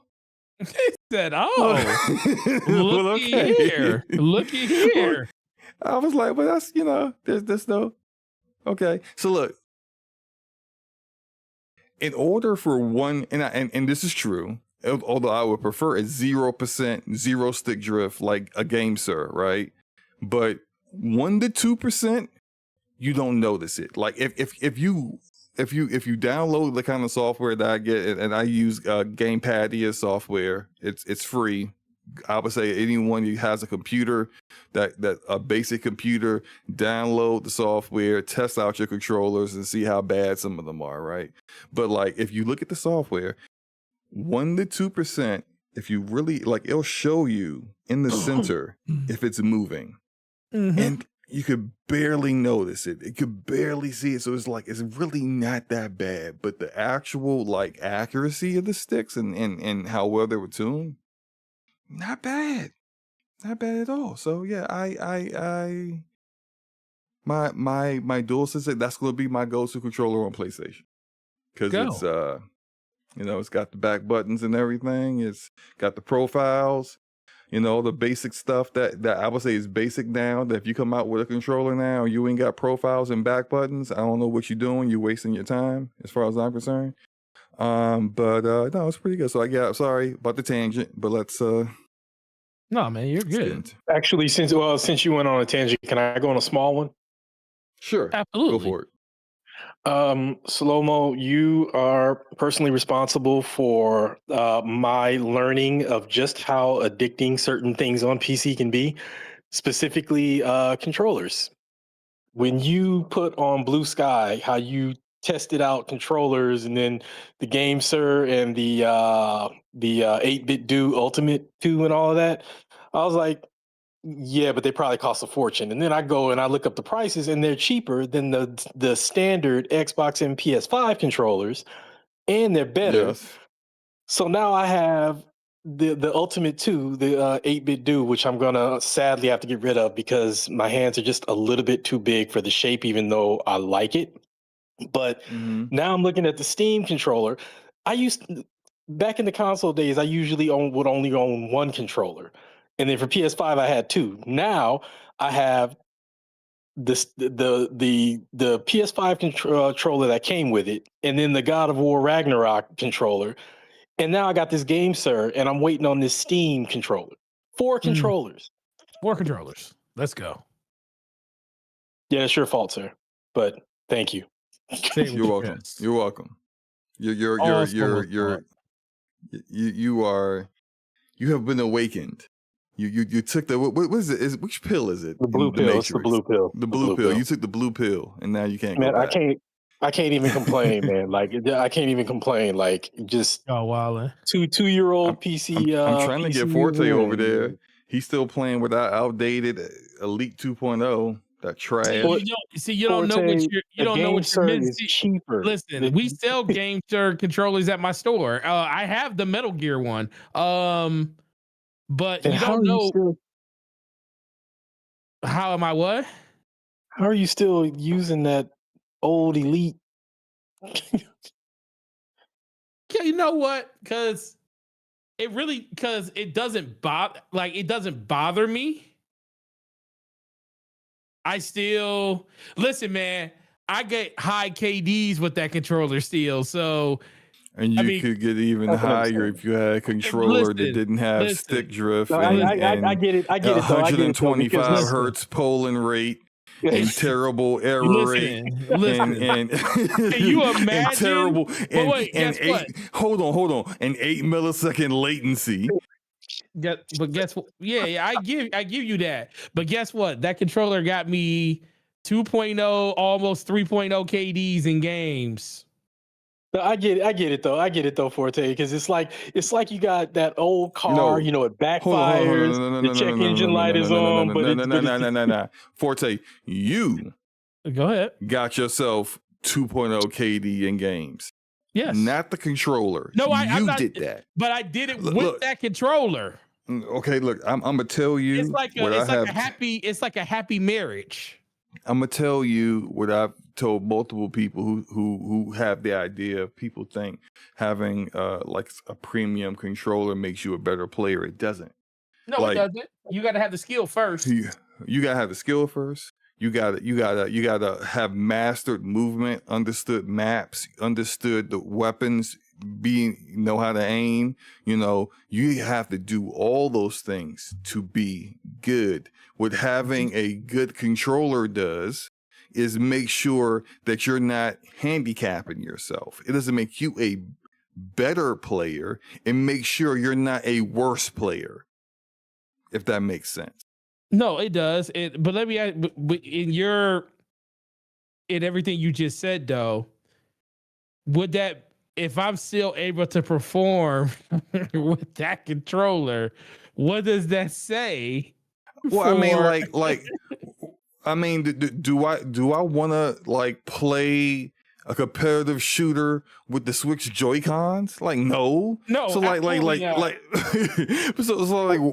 are you handicapping yourself? Like that, you might be good that's with the that question. controller, Forte, but imagine if you had a better controller, you might even be better than that. Well, I know that. Listen, that is not. Listen, y'all making me feel like I'm like really good here, and I appreciate that. I suck at video games, by the way. I agree. You're decent. You're decent at shooters. I'm a mess with them, man. I'm just gonna ignore you. And I'm pretty sure I'm trash, so my opinion doesn't matter anyway. His ego did not like that. I was like, you're decent. But You're trying to play modest more and you than got decent mad. I'm more than you see As all that much fake as I wanted modesty. to ignore Just threw all that fake modesty out the window. I ain't gonna lie. The silence told you exactly how he felt about that. Literally, you say that. That was indignant. That was indignant right there. I was trying to. I was sitting there like, no, he didn't just say that. Hold up, bro. Shoot. I actually put time in if I want to. No, I agree. There is a distinct difference between playing with the games because I played with one. It feels really good. I think it's just mostly. Which one did you play with? Remember I bought the Metal Gear one from my store. It's really good. That's not Game Sir. Game Sir, but that's the GameStop one, and that thing is beautiful. Yeah, exactly. GameStop made a better controller than the Elite 2.0. Man, that controller is beautiful. That controller is beautiful, bro. I love that controller. It just has a cable, and I can't stand. Maybe that's what it is. I can't stand being tethered. Even on PC? Well, on PC, I'm always tethered. Okay, because I was to say, it's weird. PC, I'm always tethered. Then why does it matter? Oh, because PC, you're at a desk. You're at a desk. I keep forgetting that most people play at their desk. Yeah. I play mostly on my desk. I mean, I got to take advantage of this 38 by something monitor. It's crazy. I'm telling you, man. You hook your PC up to a giant OLED TV, and you just can't go back.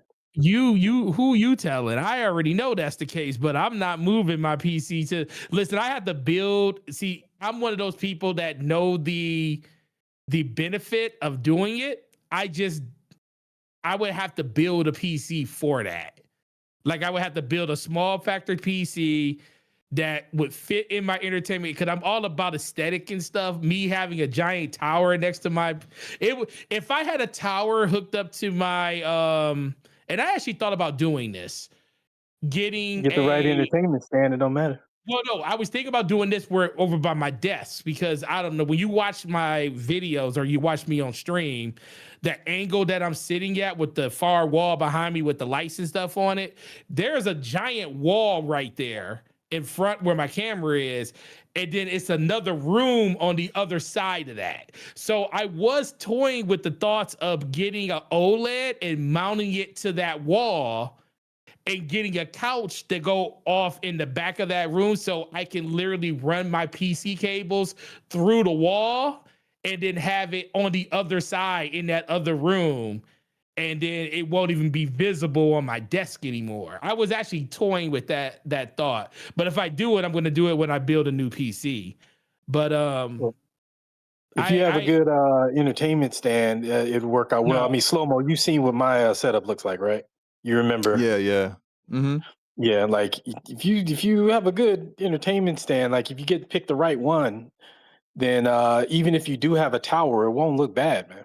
Well, my tower looks beautiful, so no matter where I put it, it's gonna look good. I don't know. I'm a traditionist, I guess. I guess that's just what it is. I like you're a traditionist, but when you hook that 4090 up to a big OLED screen and then you fire up a game that takes advantage of it, you just sit there and just tears. I'm also scared.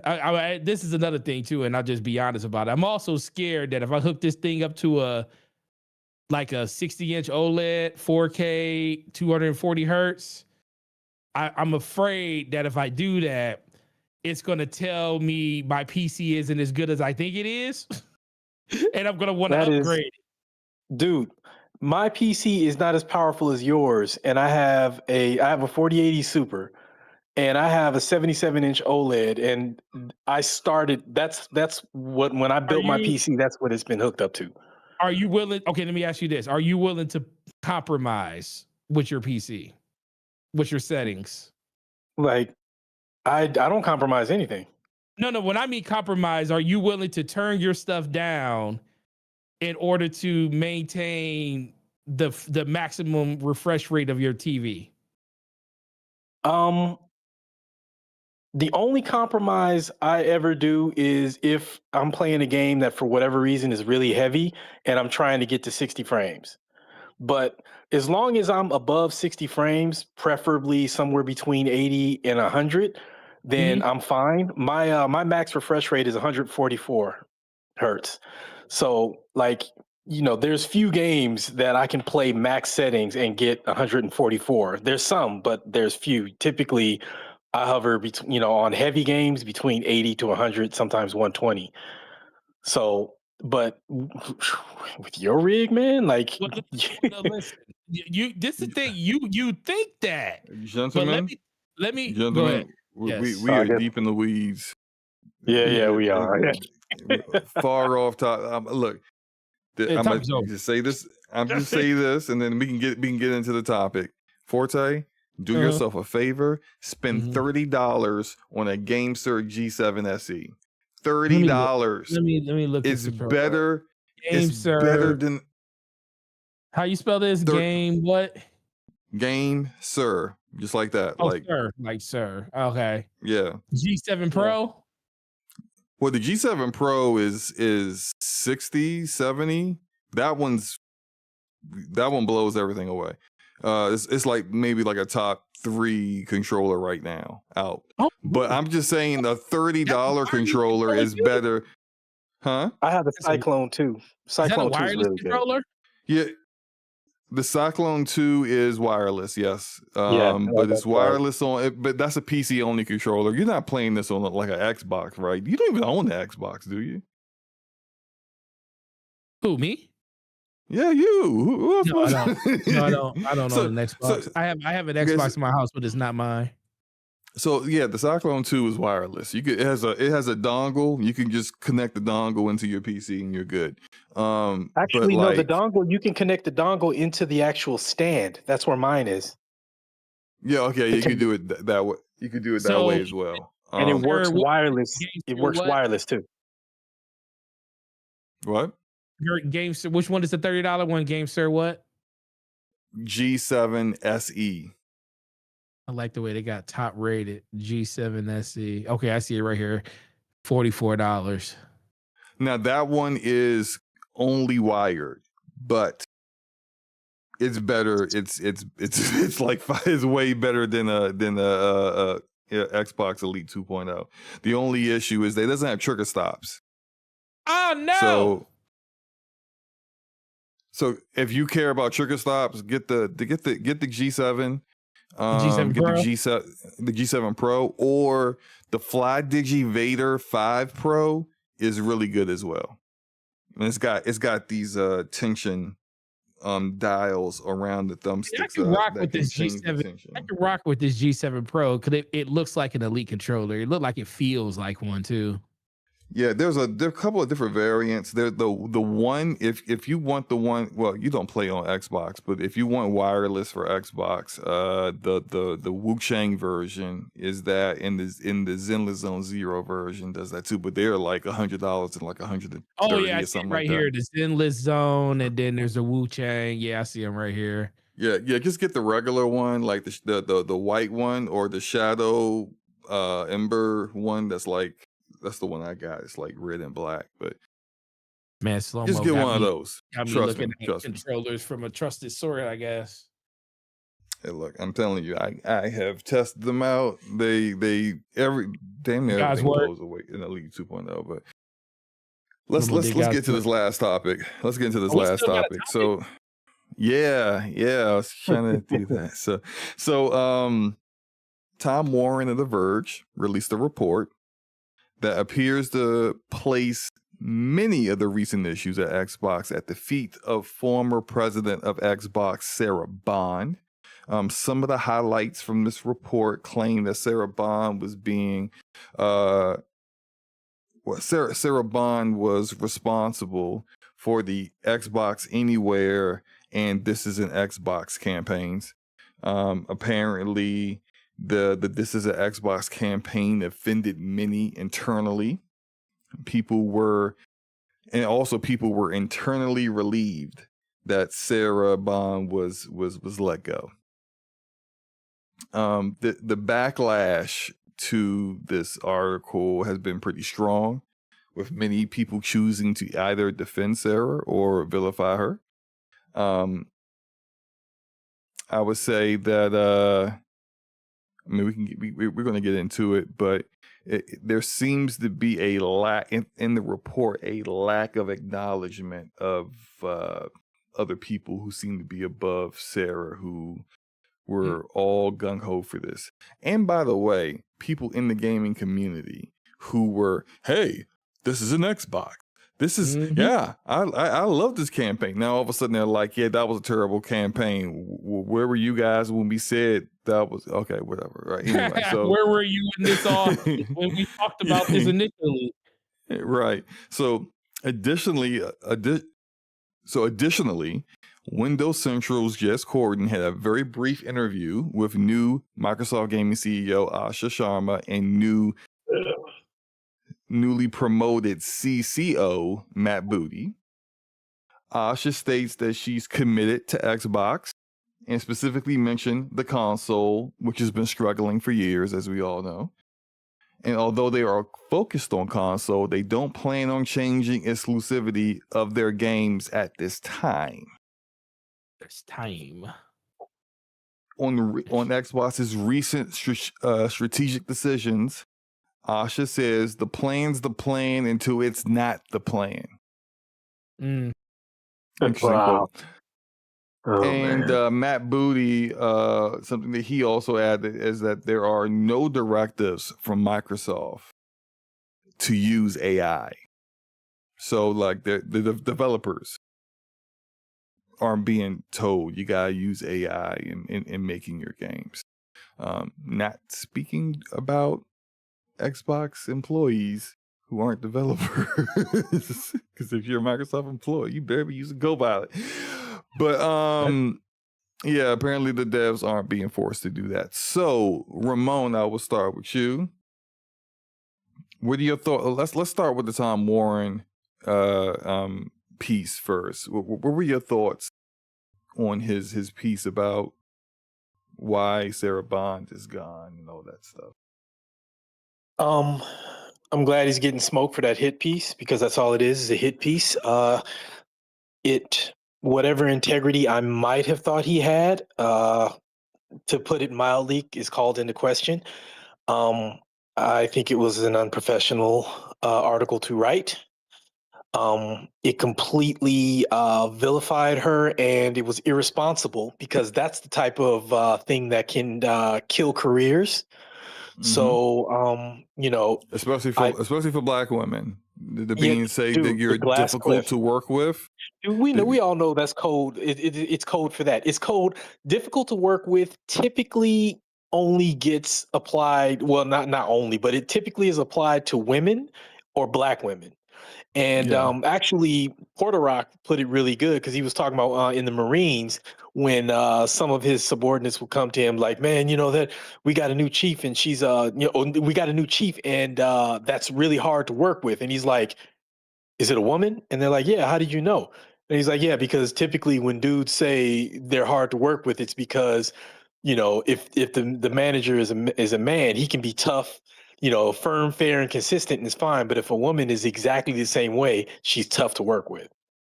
And then doubly so with black women, typically, you know, if she's even remotely firm, fair, and consistent about anything, she's tough to work with. So they're not fooling anybody with that. But as far as and then to wrap up on that freaking article, like, it was messed up. I mean, she's not there to defend herself. I'm not even sure. Like, it was a pure smear campaign. They needed a fall person. They threw her under the bus and used her as a scapegoat, as the term goes, and that's all that is. They scapegoated her. They blamed her for policies that predated her tenure or her leadership at Xbox to begin with. And when she got the position and the marching orders are, "Hey, we want to do this," what is she going to do? She's going to come up with the best ideas she has to facilitate the plan that they already had in place. That stuff had to be signed off. She didn't just go off and do it all on her own, but they made it sound like she went off and did all of this on her own. No, she had orders from the top. She had bosses that told her, "This is what we want to do." And she said, "Okay, this is my plan for that." And they said, "You know what? We like that. Run with it." And it's funny how her resume and how the things that she did at T-Mobile, to get T-Mobile, to the point where it was, and all the improvements she made there is the reason she got the job. But now suddenly she's inept at her job. Like, I disagreed wildly with a lot of things Sarah Bond said. Like, wildly, like the whole gamers have evolved way past the exclusives and all that nonsense.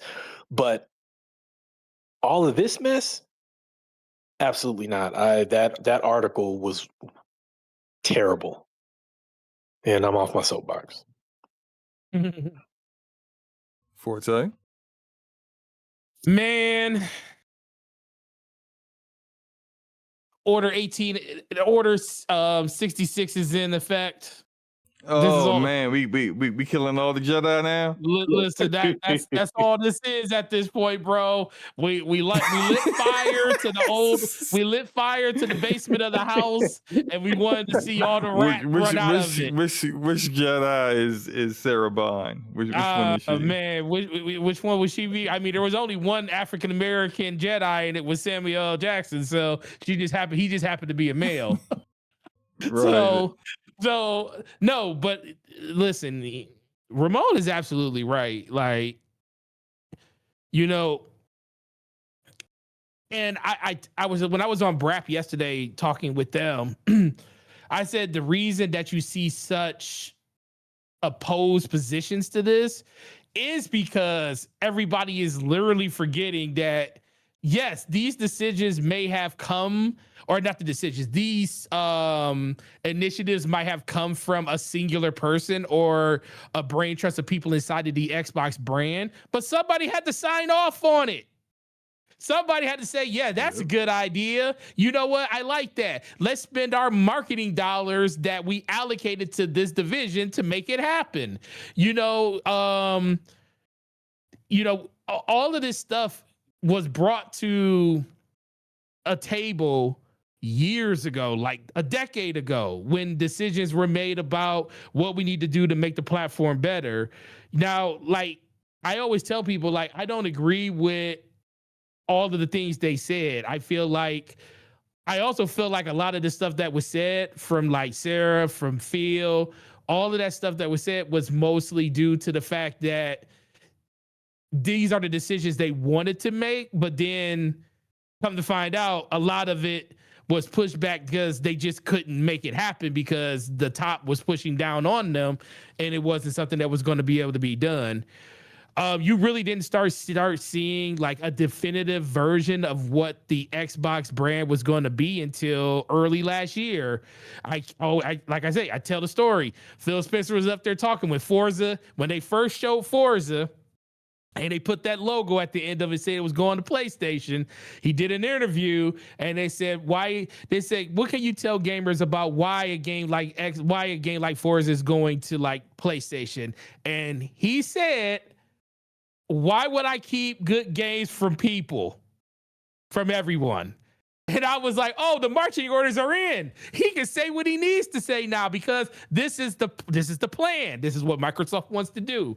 So in general, it ultimately just comes back to who is going to take the fall for this. Now, it could have been a situation in the conversation that, you know, Satya was like, "Hey, yeah, that sounds like a really good idea. It leans into the core competencies of what Microsoft is as a whole.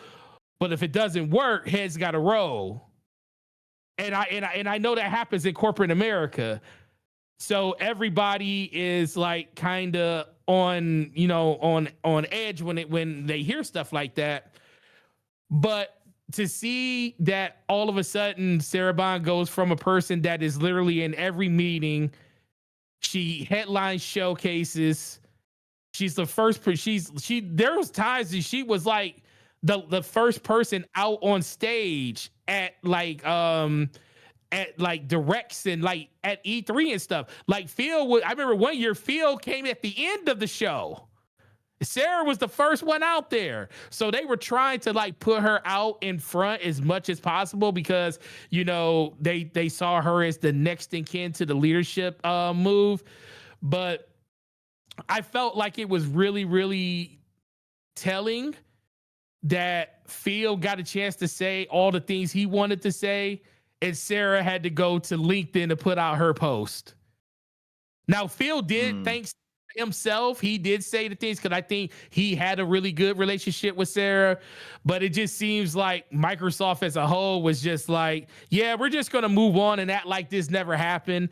And it's really interesting to see people complain about, when we see Sarah Bond coming, we gotta call off work, or we gotta, this because he was really, really hard to work for.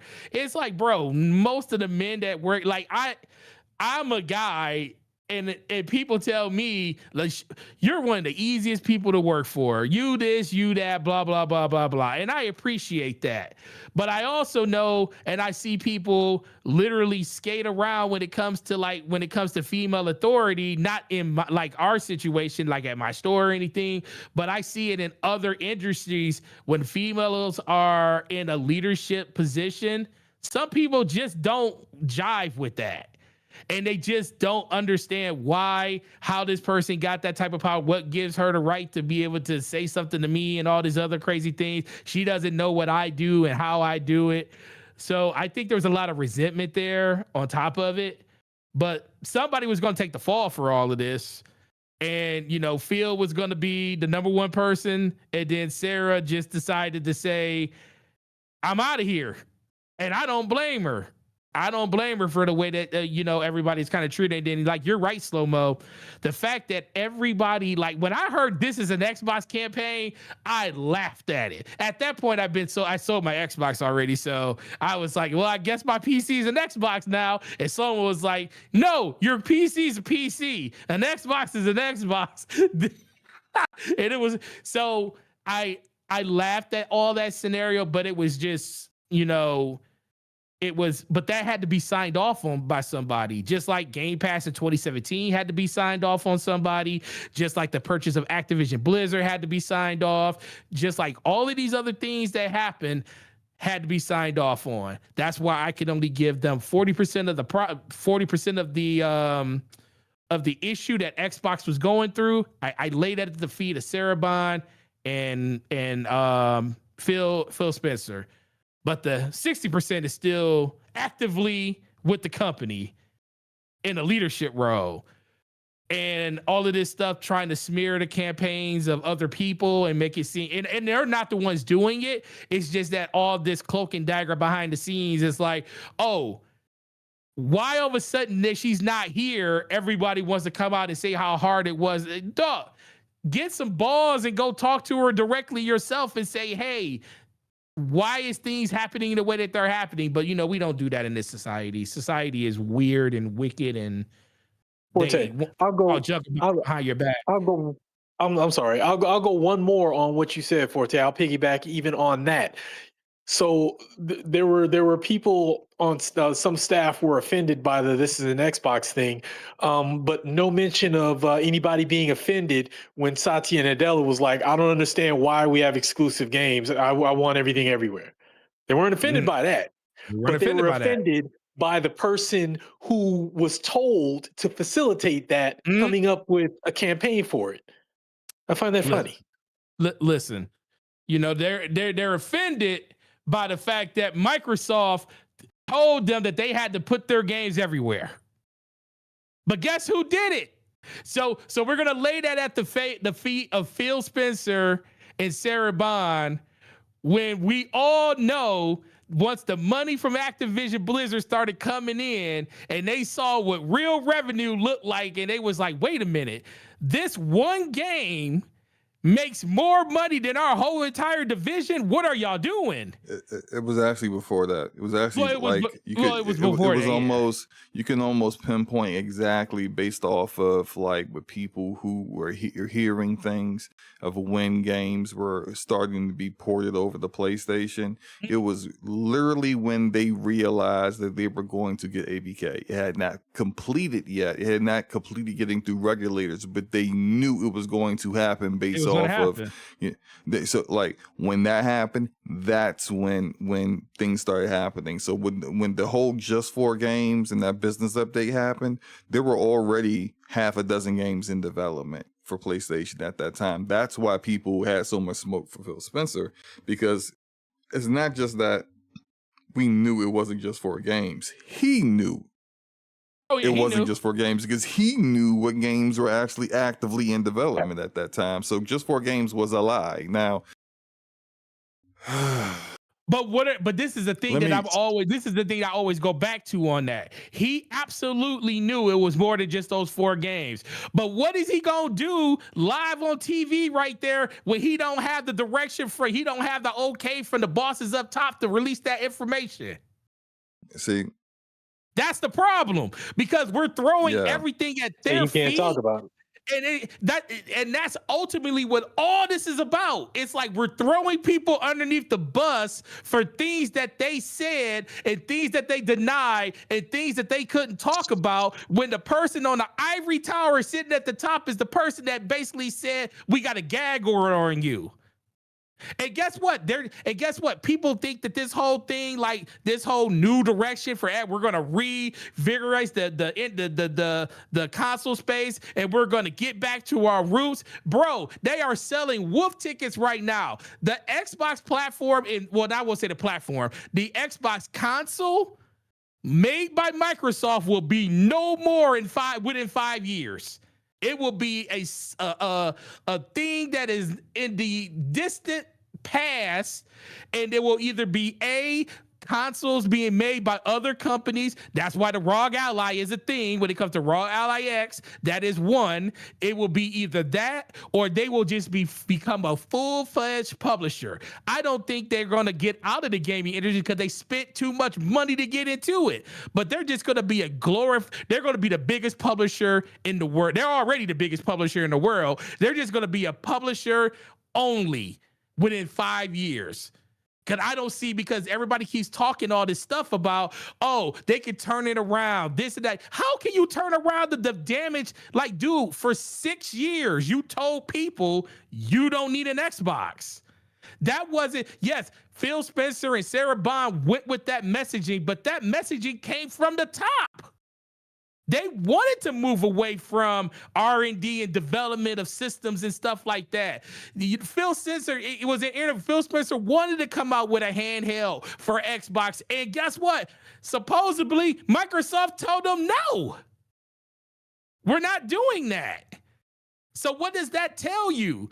Then you put you appoint, and nothing against Sharma, I don't know her, but then you put somebody at the head of the division that has nothing to do with anything that's going on. And I respect the heck out of her for going on X when Ryan McCaffrey was talking about the things he was talking about people rewriting her posts, and she go out and say what she said. I respected that because, listen, ain't nobody gonna just say that I'm not doing something and I'm doing it. And I feel like she was 100% honest and genuine, but let's not act like this girl right here is not basically the stepping stone to the end of Xbox. She's just here to get us to I can't say she was 100% honest and genuine when it had to be Ryan McCaffrey's post for her to admit that she didn't earn those achievements on that account. That 10K in achievements in 28 games in 1 month. But she never said she did. That's the thing. People just go. Yes, she did. No, whoa. Oh, she did. Okay, yes, she well, did. I take it. She did. She's the one. She's the one that said, "Yeah, this is my gamer tag." She showed people her gamer tag. At no point when she showed her gamer tag did she say, "Me and my whole family have been playing on this." Okay, I got you. So that's okay. If that's the case, then so basically she got humbled into actually coming out and saying, because she didn't think that. Well, first of all, that's the difference in knowing the industry you're in, where everybody fact checks everything. And she even said she doesn't know anything about, and that's the whole thing. Like, bro, she doesn't know anything about this. You didn't beat 6 games on January 20th. You didn't beat 6 games. It's like, come on. like let's be for real here. You didn't beat 6 games on January 20th all by yourself. Pac-Man, though. But games are like Pac-Man, right? Surely you can do that. Yeah. Let me see. Are you done, Forte? Because I got I'm good. Go. I'm good. So look, Forte, what did I say was going to happen when they announced that Sarah Bond was being promoted to president of Xbox? Ooh. Some people in the chat remember. I remember.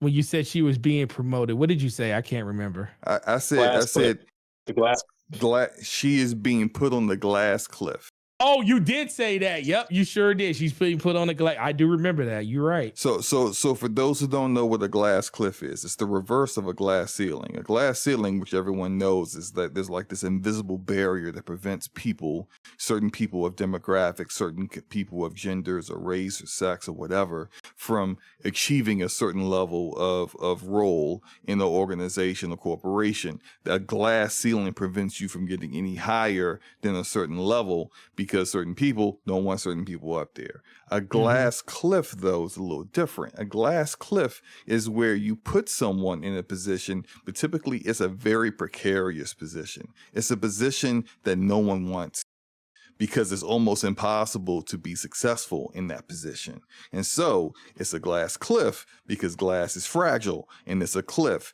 and you're going to fall. Yep. And I said it years ago. That's what they did to her. And here we are. You did. You said it. I didn't like the way that report was written. Because although Sarah's not perfect, and I'm not saying she is, and I think she does deserve some blame for some of the decisions that she made, and some of the things that, like, I think the game industry is not going in that direction where, like, exclusives are antiquated. No, they're not. Yeah. I think that's been proven by both PlayStation and Nintendo, especially Nintendo, in very, very recent times. So that's not true. I do think that this is an Xbox campaign with awful marketing. Right. Because it got memed to death. And, that does fall on her shoulders. Absolutely. Because she's the one that spearheaded it. Now, What I don't like is when now, after the fact, we get people coming out that saying, well, internally people were offended. We're hearing reports that on the marketing team that the people who didn't like it were let go or reassigned or whatever. Okay, when this is how stuff works. There's a directive. There's a direction that you have to go. You're going to work on that direction. You can voice your opinions on how you feel about that direction.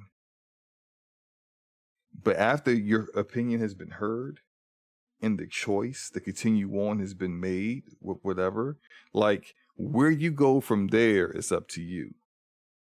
If you continue to make a big deal, well, I don't think that we should do this. Well, you're also not the president of Xbox. So if you've voiced your opinion that we shouldn't do this, and she says, okay, I hear you, but we're going to do it anyway, and here's why I think we're going to do it. All right. You have made your voice known. You have made your consent known. Your voice, your dissent on this known. If you continue to keep going, you're putting yourself in a position where someone who is leading an organization wants everyone to be on the same page. If you're continuing to speak on what you don't like, you're not on the same page. So it makes sense that she would remove these people out of those teams. Now, that may rub people the wrong way, but hey, when men do it, no one complains. Now, I'm trying to be fair here because I have heard some things that can collaborate some of the things that's in Tom Warren's report. But I've also heard from people that I know work there and who have worked with Sarah and can say that everyone they worked with liked her. Now, maybe they weren't directly under her, but when they worked with her, they had no issues with her. So it's not a slam dunk. Everyone didn't like working with Sarah. Everyone's glad that she's gone. That's not the reality of it. Sure, there's absolutely some people who felt that way, but they're not all the people. Now, that said, let's get into what this is really about. Sarah got put in charge of hardware while you're actively killing hardware. You put her in charge of hardware, yet you are taking away exclusives. You're no longer pushing, you're no longer getting as many made as you normally would. You're not supplying them on shelves. We're seeing people talk about where the Xbox is at. You were already in a double-digit decline when you appointed her president of Xbox. What is she supposed to do with that? The CEO of the company is on the record saying, I don't understand the point of exclusives. He's on the record saying that he cares about games going everywhere. He does not care about exclusives. He doesn't get it. But what is she supposed to do? She's supposed to go against the CEO of the company? She's supposed to go against the CEO of Microsoft Gaming? It's odd to me that the same people who were championing all of these initiatives are now laying it at her feet like, see, it's all her fault. And I'm going to tell you what that is. What that is they're not just the corporation, but the Xbox community that is behind this. It's not all of them. So I'm not talking about all of them. Some of y'all are not doing this, but the Xbox community that's behind this, these are the kind of people that want you to believe Asha's going to fix everything. Why? Because, you know, Phil was great, but he was tired, you know? He was tired of dealing with Sarah. It's all Sarah's fault. Oh, you know, the whole, you know, all these issues, all these initiatives, all this, you know, multi-platform this and Xbox isn't important that, and the hardware isn't, oh, that was all Sarah. Okay, so how come Asha said they're not changing anything? Uh-oh. How come, let's look in the next few months, how much of what they have been standing on for years is actually going to change? No, some things will change. May not be what you want to change. But how much of the things that you blame Sarah for are going to no longer be in play?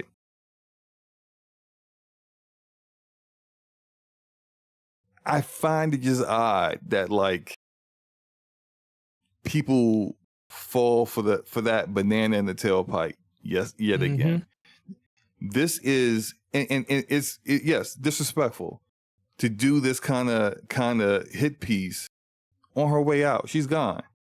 But you gotta throw her under the bus one more time, which isn't the first time. Every time they had an unpopular choice or decision when they shut down studios, Sarah's out there speaking on that, even though she's not even in charge of studios. People letting Matt Booty off the hook. Look, Sarah's not perfect. Phil's not perfect. Phil's made mistakes. There are plenty of things that Phil has said that he was going to do and then ended up not doing. Matt Booty out here didn't actually get studios on the right track of having quality games until he was no longer directly in charge of them. What Matt Booty's role is to delegate to other directors to then run those publishers.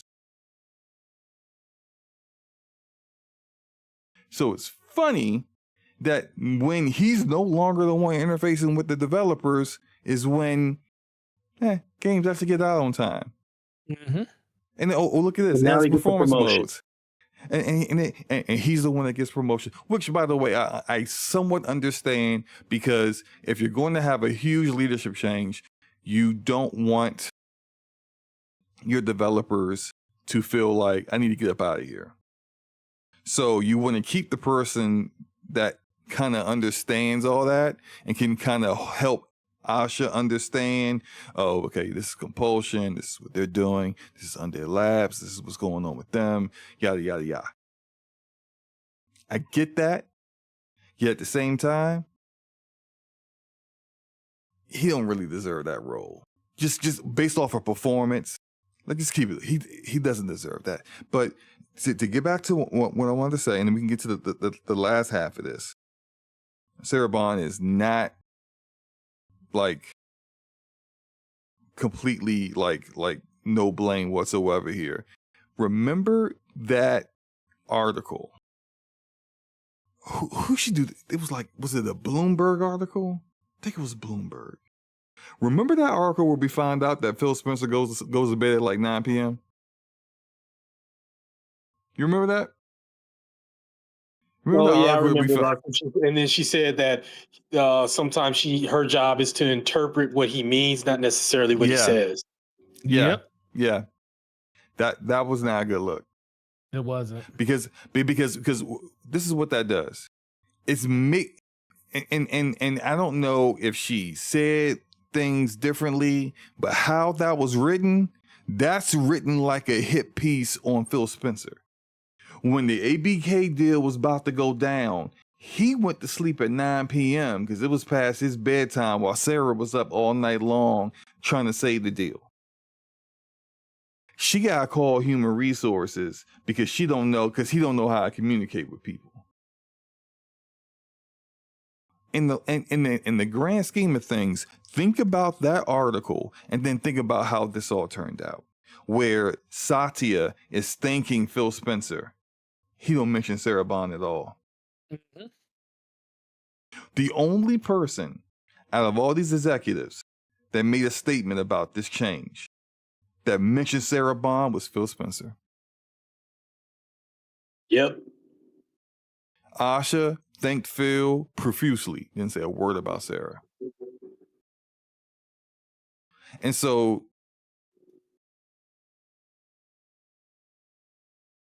sellout Satya strikes again is what I want to say here, because that's my name for him. Ever since I found out about that BitLocker nonsense, and for those who don't understand, Microsoft is giving the government your data. If you had your data encrypted in BitLocker, Microsoft is absolutely giving that data to the government and the ability to unlock it. So, even though you were told that was going to be safe, from everyone, whoopsie, not with Sellout Satya in charge. That's not happening. And so, yeah, Sellout Satya is my name for him, and he strikes again. So the guy who wanted things the way they are, where the Xbox hardware has been devalued. I'm sorry, the best way to put value on a console is to have exclusives. Mm-hmm. It's not features. Like, no one gives a crap about your features. If it was about features, Xbox Series X wouldn't have been outsold by the standard PS5. It had more features than the standard PS5. Didn't matter, did it? Features are secondary. No one cares about features. It's super secondary. Oh, you get the console, and you're like, oh wow, this smart delivery is not bad. Oh man, you know when I turn my Xbox off, turn it back on, I'm right back in the game. Did you know it does that? You gotta have games that people want to play for them to figure out you can do that. That's funny. And so when you don't have exclusive games, you ain't got a leg to stand on.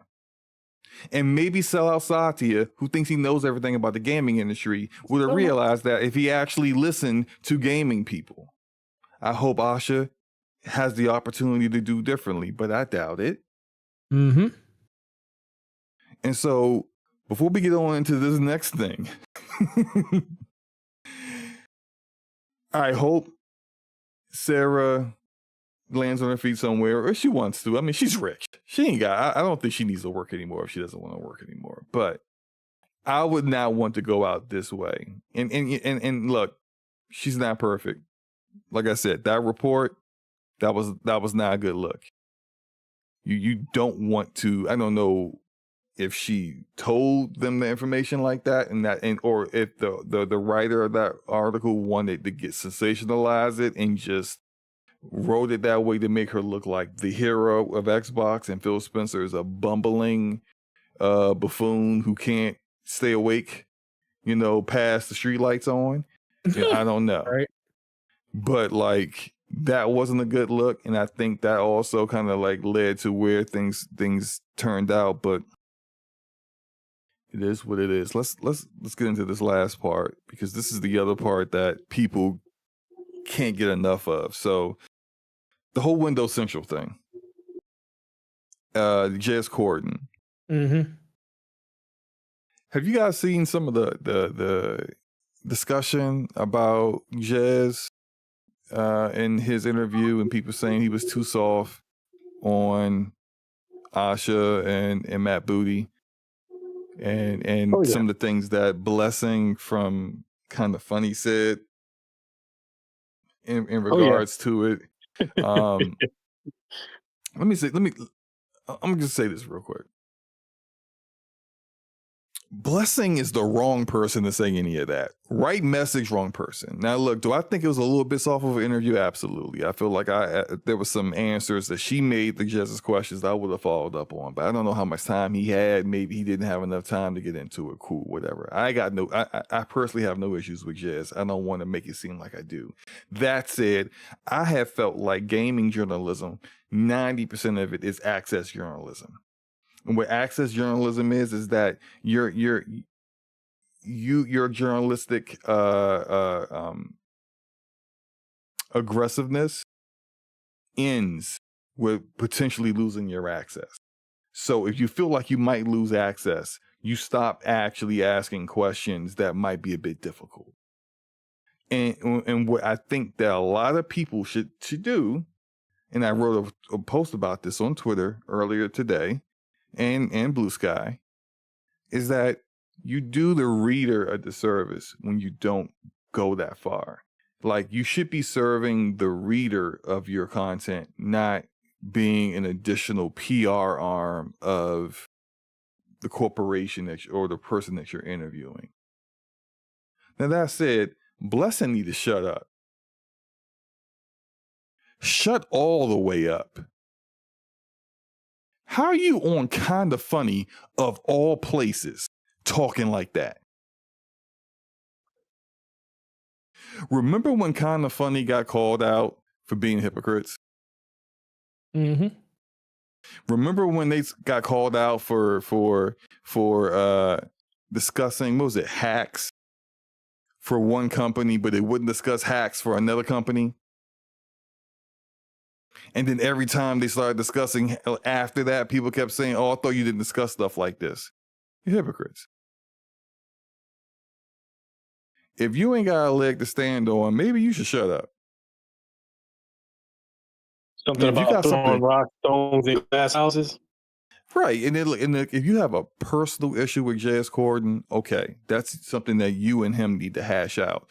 You look unprofessional when you take your whatever personal issues and then you throw it out there on your podcast, saying things that, if I want objective journalism about Xbox, I'm not going to Windows Central. Mother effer, if I want objective journalism on anything, I don't go to Kinda Funny. Anything gaming. It could be Capcom. I'm not coming to you for it. I'm sick and tired of all these games media losers acting like they are the hot ish and everyone else is trash and y'all all do the same thing. All of you. It's like a handful of you guys that don't care if you lose access to someone. Because although Kinda Funny may not care if they lose access to Xbox, they absolutely care if they lose access to PlayStation.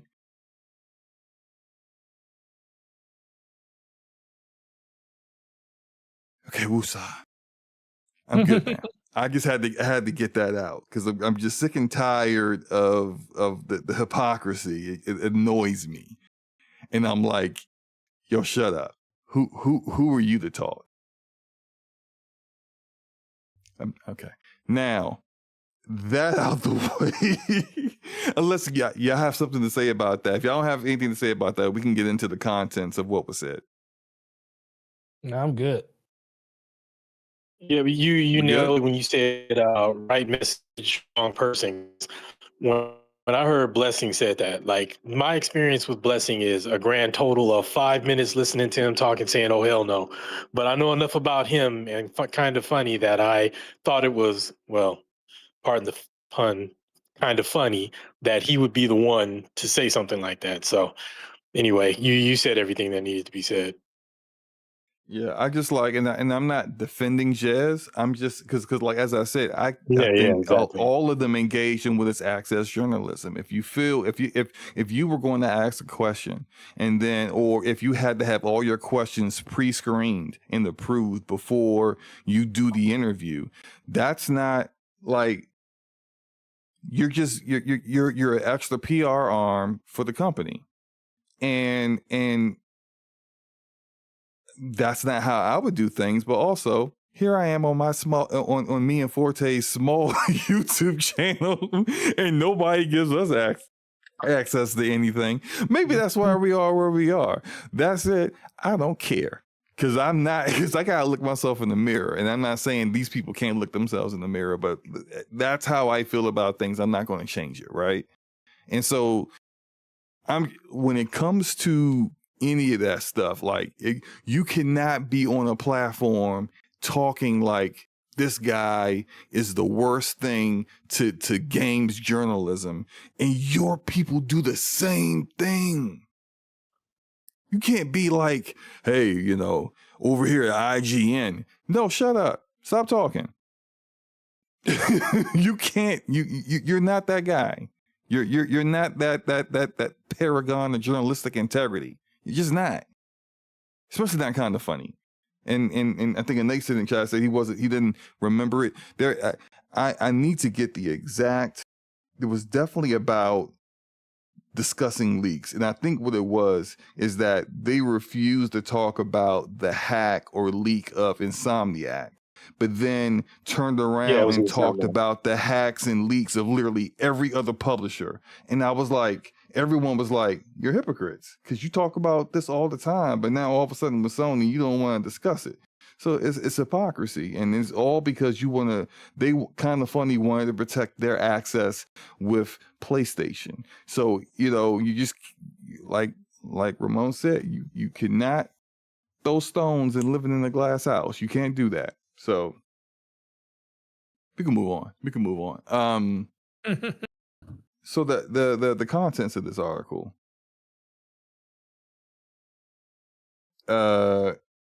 Again, let's go point by point that are the highlights here. Asha says that she's committed to Xbox and specifically mentioned the console, which has been struggling. Although saying they are focused on the console, they don't plan on changing exclusivity of their games at this time. Forte, how do you feel about that? Wait, say that one more time. They do not plan on changing anything about exclusivity of their games to keep them exclusive to the Xbox console, at least console exclusives at this time. So Forte, what are your thoughts about that? No, nothing's changing. That's what I'm taking from it. It's nothing's changing. Like what? Yeah, nothing's changing. Literally, that's what I take from it. It's like that just emboldens me more to believe that within 5 years this will not be what people think it's going to still be, because they talk about revenue being down. We talk about, well, not even really revenue, profitability being down, because revenue is actually at all-time highs for the Xbox division. Probably not what they wanted to be at. Probably wanted to be a little bit higher, but profitability is where they're suffering at a little bit, because you make all the profit off of the system that you would have in somebody's house next to their TV that you decided to tell everybody for like the last half a decade that you don't need to have there anymore. Because we have all these other avenues for you to be able to purchase and play our games and everything. So you're giving 30% of your margin away to someone else because you don't want to do the work yourself. That's part of it. The second part of that mostly comes back to the fact that Game Pass is still a thing. And as long as Game Pass is still a thing, people, like, what really is exclusivity on Xbox going to do? Because most of the people on Xbox don't have to buy the game, because at this point, the only people really on Xbox, I won't say, yeah, I will say most people on Xbox that are really on Xbox that buy games consistently, or not buy games consistently, but play games consistently, are the ones that have the subscription at this point. I know people that went out and bought Xboxes just for Game Pass, so they wouldn't have to, buy those games and stuff anymore. So I don't know what would change if they brought them back, because then you're still either people are going to play on your console or play on PC, because you can still do it there. But then you're going to lose the revenue that you're getting from other places, like, PlayStation. Forza sold 5 million copies on that platform. Sea of Thieves sold a grip on that platform. That would be missing revenue. I just don't. I think it's too late at this point. That's why I kept saying, like, what can they do to fix the problem? because I feel like it's irreparable at this point. It's like you done told people the direction you want that they should go in for so long. People listen to you. Like, I don't understand the concept of if you tell people something enough, they're going to listen to you. It's like the old saying, if a person tells you who they are, believe them. That's what this is. So I don't see anything being different. I don't see anything changing. I see probably a renewed focus on, making sure they streamline processes. It's probably going to be more attention to detail when it comes to like management of, developers and like the developer and publisher side of it. There's going to be more keen eyes on games and stuff to make sure that there's a consistent water flow of that stuff releasing. I don't know how that's going to translate over to the quality of those games yet. I mean, I don't know what the take is going to be on getting that part of it done. Like, I'm not going to say none of their games were of quality. They did come out with some quality good games. Like, I do think like Avowed was really good. I even think Starfield was a good game. It just wasn't what everybody wanted it to be. It wasn't like this grand opus that, Todd Howard sold to everybody. Yeah, it's a good RPG, but it's not for that kind of like for that narrative-based RPG. Like at this point now, like you forget BioWare. Like now you looking at, you got to outdo CDPR at this point in order, and that didn't really hit it didn't hit. Yeah, it didn't hit. So I got a theory for you, and I want to hear you and Ramon thoughts on this. When it comes, like, I agree, exclusivity is not coming back to Xbox. It's not happening. She already said that that's not in the cards. More than likely, it's never going to be in the cards, considering who her boss is. That said, at the most I can see happening to try to bring some value to the Xbox console is that, how, like, which one is it? Forza Horizon 6 is timed exclusive to Xbox. And I think that was more to do with logistics, like actually, timelines and playground games not having, enough time to get both platforms out at once. But what if they use it? And I'm on board to thinking that more than likely we won't see any changes until after the Xbox showcase in June. But any kind of real, like, concrete, permanent changes won't happen until the end of the year. But what if now that we got, like, a big game that's going to be timed exclusive on Xbox, then go to PlayStation later this year, and then you got other games that are coming out, like Halo Campaign Evolved and Fable, and if Fable does come out, that might get delayed, of course, right? And such. But these other games are coming out same time on PlayStation. What if they kind of use that as a test bed to see if potentially they could just have all their games be timed exclusive to the Xbox, but still go to PlayStation later on? So let's say the thing they should have did 6 with Game months Pass or something like that. Initially.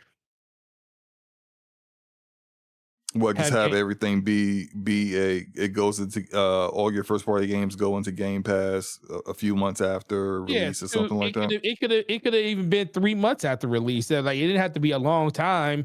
It's like the one thing I will give, because Game Pass is ultimately what killed the console.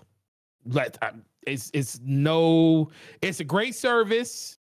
It's amazing. It gives you great value. But it doesn't do for you what people buying games on a consistent basis on your platform do, because you don't have any ownership in anything that you have on that platform. And the reason I can say, because I'm case in point, I'm gonna tell you, because being a person that works in games and at GameStop, and got a bunch of free games. I didn't value like 90% of the games that I got for free because it was like, oh, if it was a game I was interested in. Yeah, if it was a game I was interested in, I was like, oh, cool. I got like one of the few games I got that was free. BioShock Infinite. Love that game. Love it. Awesome. But that game's it's like one of the, it's in my top 5 of all games of all time. But yeah, that game is so good. So good. Oh my God. Comstock. I did not know I was you. But one of those, but that was one of the few games. God of War Ragnarok. That was another game. It's not too many times where you just sit there and say like, oh, something that you got for free, you actually valued, and then you'll drop everything to put time into. Like you normally reserve that for the stuff that you are super excited for, that you went out and spent your money on. And then if you just happen that someone gifts it to you or something, great. That's awesome. That happened for a lot of people. But when you're getting games on a consistent basis all the time, and we're not talking about just some games, we're talking about 30, 40 games a year, all the big games you're getting every year. That's what Game Pass is. It's like a smorgasbord of games that you have yes, you're paying for it through your subscription, but it's at the time, it was such a low value entry point. It almost felt like it was free. So you didn't really psychologically care. Yeah. And so many people would say it's free and then have to correct themselves and say, well, it's not really free. But I already get that access to it because I already kind of paid, it's a subscription. It's a psychological effect, like a side effect of that. So when that happened, it officially killed the console. Because you have all your friends telling you're telling people are asking you like, hey, what's the difference between, why should I get an Xbox or should I get a PlayStation? And then the PlayStation fans are saying because of these games, the Xbox people are saying not because of the games, because of Game Pass. So they're selling Game Pass to their friends. Xbox still at this point hasn't figured out the marketing of Game Pass at that point. They still didn't even know how to like really speak to the consumer about it. They had the gamers. They didn't know how to speak to the large player base. But at that point, it was like, dang, we're literally fostering a community of people that don't want to buy games. Like I even told SloMo, there was many a times when I would look at a trailer and say, if it's not like, if it wasn't that I wasn't interested, but I would say, I'm just going to wait to see if it's Game Pass before I buy it. If it's not a game that because usually if it's a game that you like, oh, that looks pretty cool. Like just name a game. If it wasn't in Game Pass and you liked it, you would just buy it. But Game Pass gave you this inkling that, oh, I don't have to play it day one. I can wait and see like 5 months from now and see if it hits Game Pass and then I'll play it. And that is counter to how these executives measure the performance of a game. Exactly. If people are waiting, they can't tell whether you actually are waiting to play the game or whether you just don't have interest in it. Just don't have interest. And I don't see how they change that because unless the only way I'll put it like this, the only way I feel like they can change it, at least in a meaningful way, is to roll everything back. If they would have to do a hard roll back on Game Pass and tell people like not. And I would say if you still have an existing subscription, I would tell people that this is what we're doing. And that it will be a cutoff date for day and date. It would have to be. Game Pass is definitely going to change because if you notice, they have not really mentioned much of Game Pass. Like all these executive statements and everything, like Game Pass itself has not really been talked about. So I still think games are going to come to it. I think games are still going to come to it, but I can see a future where they tell us in a blog post that, day and date will cease to exist. Well, I think the first thing, unless you are in a super high tier, like how EA has $100 for the, $100 or whatever for a year or whatever. If you're in or more than that, actually, for Game Pass, I don't think they'll get away. They'll be done with it fully because I think that they like the option of having people locked into a higher subscription service. But you're going to pay for that subscription service to be in that tier. And then everything else, gaming day and date, will just disappear. And then they'll probably commit to something like 3 months or 2 months after launch. All of those games all first party games will be inside of Game Pass. So if you're willing to wait, which most people that are in gaming, especially if it's a game like Call of Duty and something like that, they're not going to wait. They're just going to go out and buy the game. Well, here's the thing about. I'm glad you mentioned Call of Duty because I can tell you, you can bank this right now. Call of Duty, this Call of Duty is coming out later this year. It's not going to be in Game Pass. I think it's the last one. Me personally, I think it'll be the last one that's in Game Pass if it is. I think that's over. You think it's over for that? Yeah, I think they almost didn't want to put it in Game Pass. The Black Ops 7. Just think at that point, I think it's like all or nothing at that point, though. If here's the thing, though, right? They raised the price. Yep. They raised the price because of Call of Duty. Yes, they did. They won't tell you that. Guess what they're not going to do when they take Game Pass out?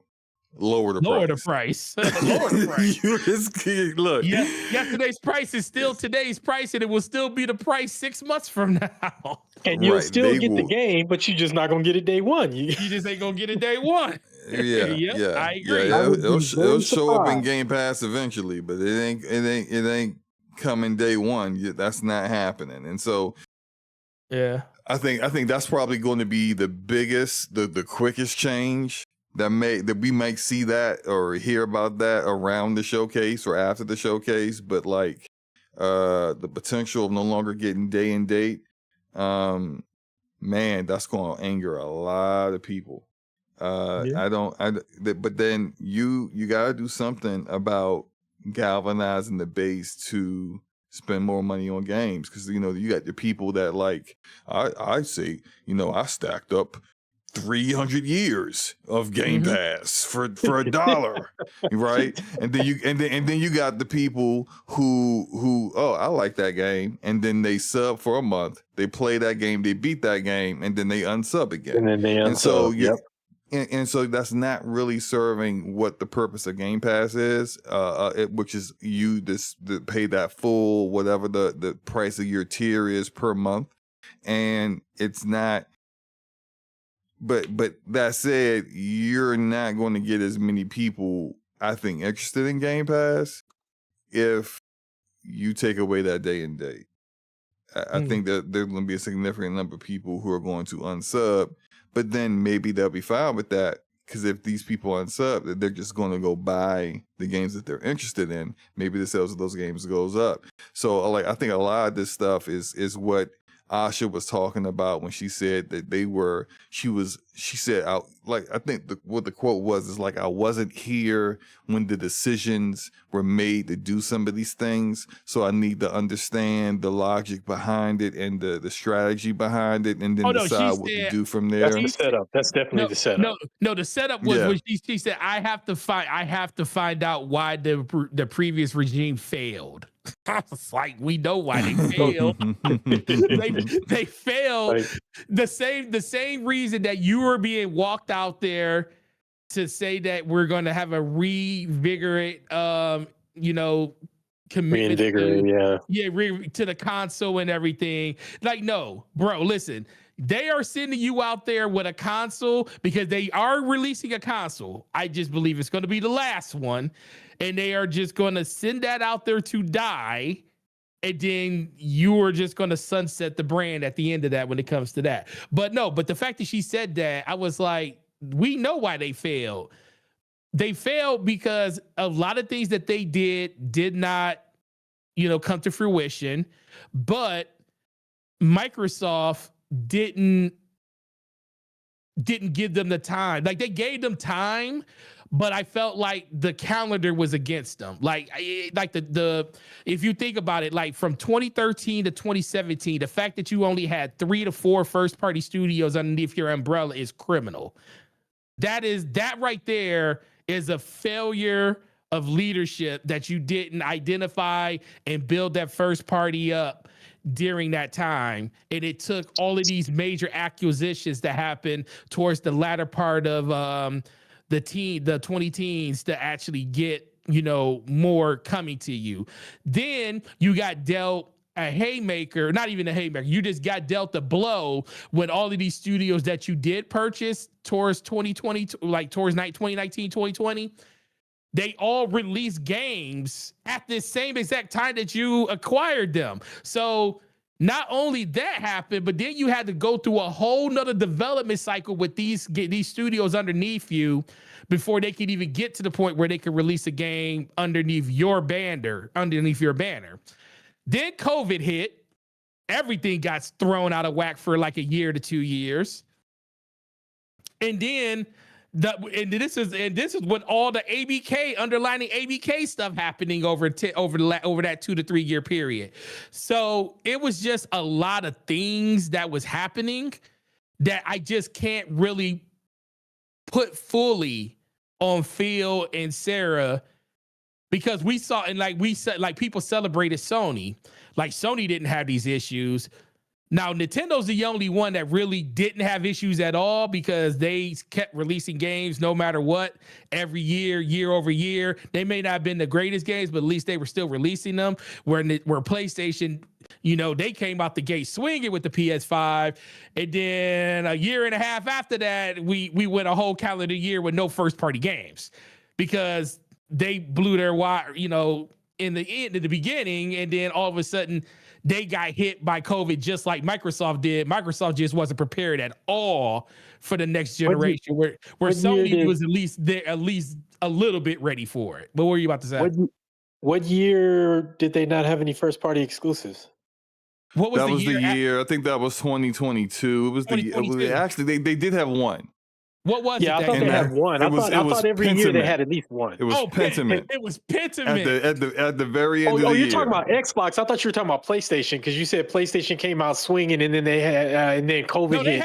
And whatever year that was, where they came out and said that they were going to have a low first party output for like. But they still had one. I don't think they had one that year. They had Pentiment that year. No, we're talking about PlayStation. No, we're talking. No, he was talking about PlayStation. I think that was Astrobot's year. That was Astrobot's year. Yeah. Okay, so Astrobot came out that year. Yeah. Every year they had at least one. You know what it was? They went a whole calendar. It was like a whole calendar year, not a year. Like it was like whenever Astrobot came out, it was like a big gap in there for like a good 11 months that they had. Yeah, because it came out at the end of the year. It came out in like September or October or something. So because Returnal was the last one in 2021. And then Astrobot came out towards the end of 2022. So it was like that window where nothing was coming from PlayStation, and everybody was like, what the heck is going on with PlayStation? I was like, well, bro, they were dealing with COVID just like everybody else. They were just more prepared for it. But with that being said, all of this is, everybody's going to have a different opinion on it. Everybody's going to have their own say. I just feel like in the end, nothing is really going to change, because the console is still the console. It's still going to be it's still going to be the sad little penguin sitting on the shore, wishing it could swim with its friends. And nothing's going to change there.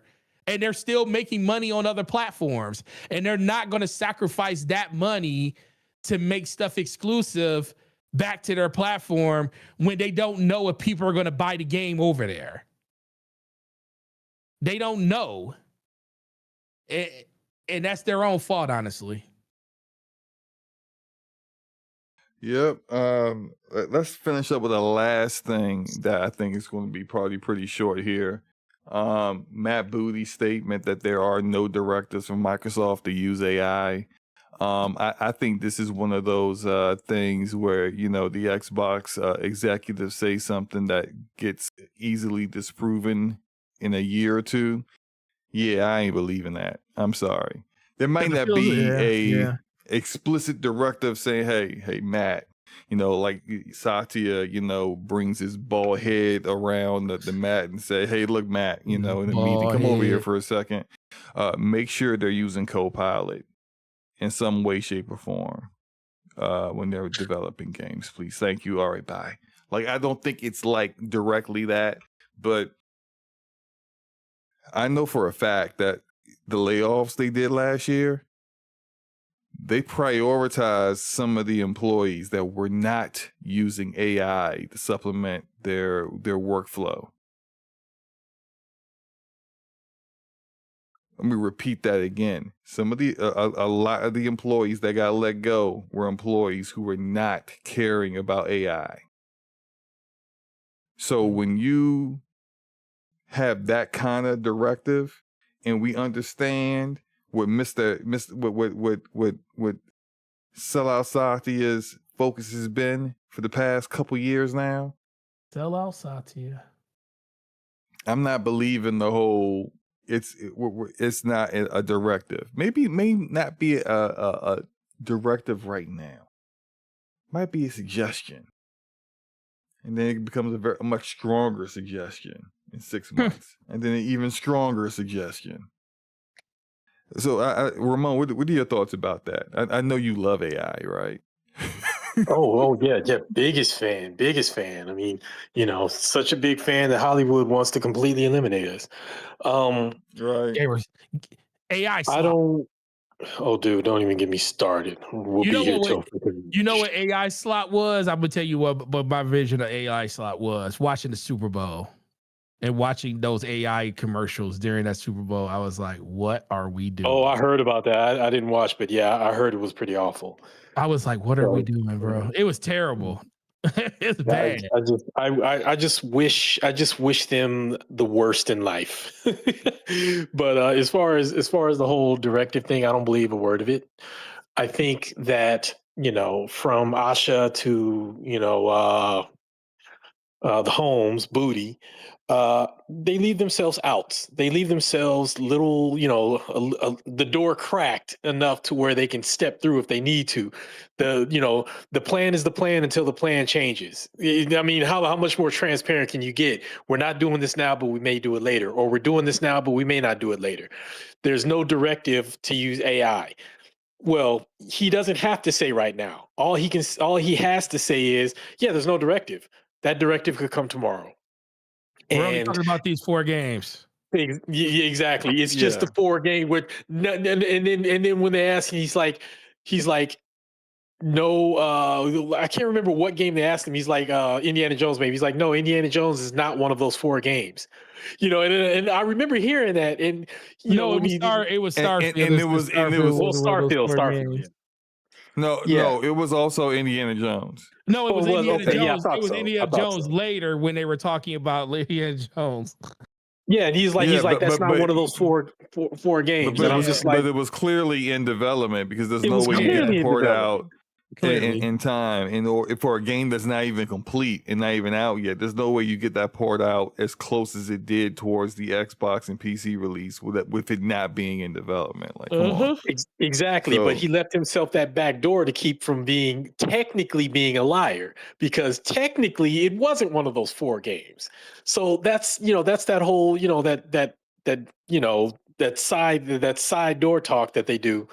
But as far as it not being the AI not being a directive, okay, so the head of Microsoft just goes to bed with AI breathing next to him. Like he's has a love affair with AI.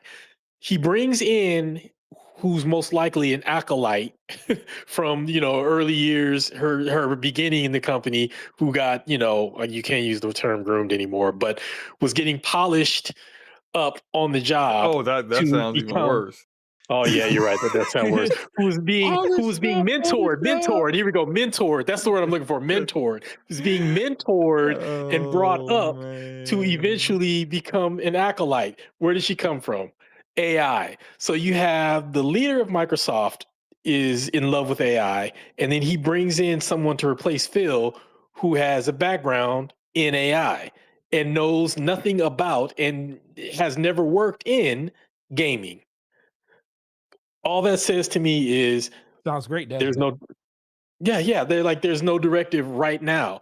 And Yeah, I'm and also remember the day that she got, announced that she was the new game Microsoft Gaming CEO. What did she say about AI? We will oh, there's not not going do to be any slop. AI slop. We We will not won't do. AI We slop. won't do. I forgot what kind. I think she said generative AI or something like that. Yeah. Which I mean, that doesn't mean you're not going to use AI for bug testing and Oh, QA, our which AI would isn't slop. absolutely eliminate QA departments. You could use AI in that. Like it's being used. Okay, it's going to like if they look at the bottom line and say we could cut 75 to 100 people if we just don't have a QA department, but instead train an AI model to do exactly what that QA department does without any drop off, and might actually fix some bugs and polish and optimize this game even faster. They're going to do it in a heartbeat. SloMo, I think we're already. I don't have any proof, and I could be wrong, but I suspect some of us are experiencing that already. I'm having Forza Horizon 5 woes. Mm-hmm. Go to the Steam community page and see the issues people are having. Number one, the latest Windows update is producing visual bugs in the form of black rectangles on the road when you're racing. And then there's the account sign-in thing that still hasn't been fixed. It's an issue on PC and it's an issue on PlayStation. I don't know how bad it is on PlayStation, but it's on both. And then there's just this myriad of things going wrong that were like Forza Horizon 5 was running fine, perfectly. And now there's these little issues cropping up. And tech support is just so inept and apathetic. It's like every once in a while, one of them will show up and be like, yeah, if you send a support ticket, blah, blah, blah. And people are like, dude, I just said in my last message that I sent in a support ticket and I got a canned response. And I know it's true because the same thing happened to me. And it's like people will spell out what happened and they'll be like, okay, I'll pass it along and then I'll be back to you. And they're like, yeah, well, it said that, you had blah, blah, blah. And he's like, yeah, I just told you that. But that's not what my case is. And it's just like, it's like a whole circle of it. And I seriously think they downscaled the team and they're using AI, which is doing a horrible job. And it's messed up the game. Like, and we're supposed to buy Forza Horizon 6 with this going on. Like, I already think that that's happening. Well, more quietly. than likely, if that is the case, it's because they prioritized all the humans to Forza Horizon 6, Forza Horizon 6, which won't have these issues, and instead they got the AI trying to do,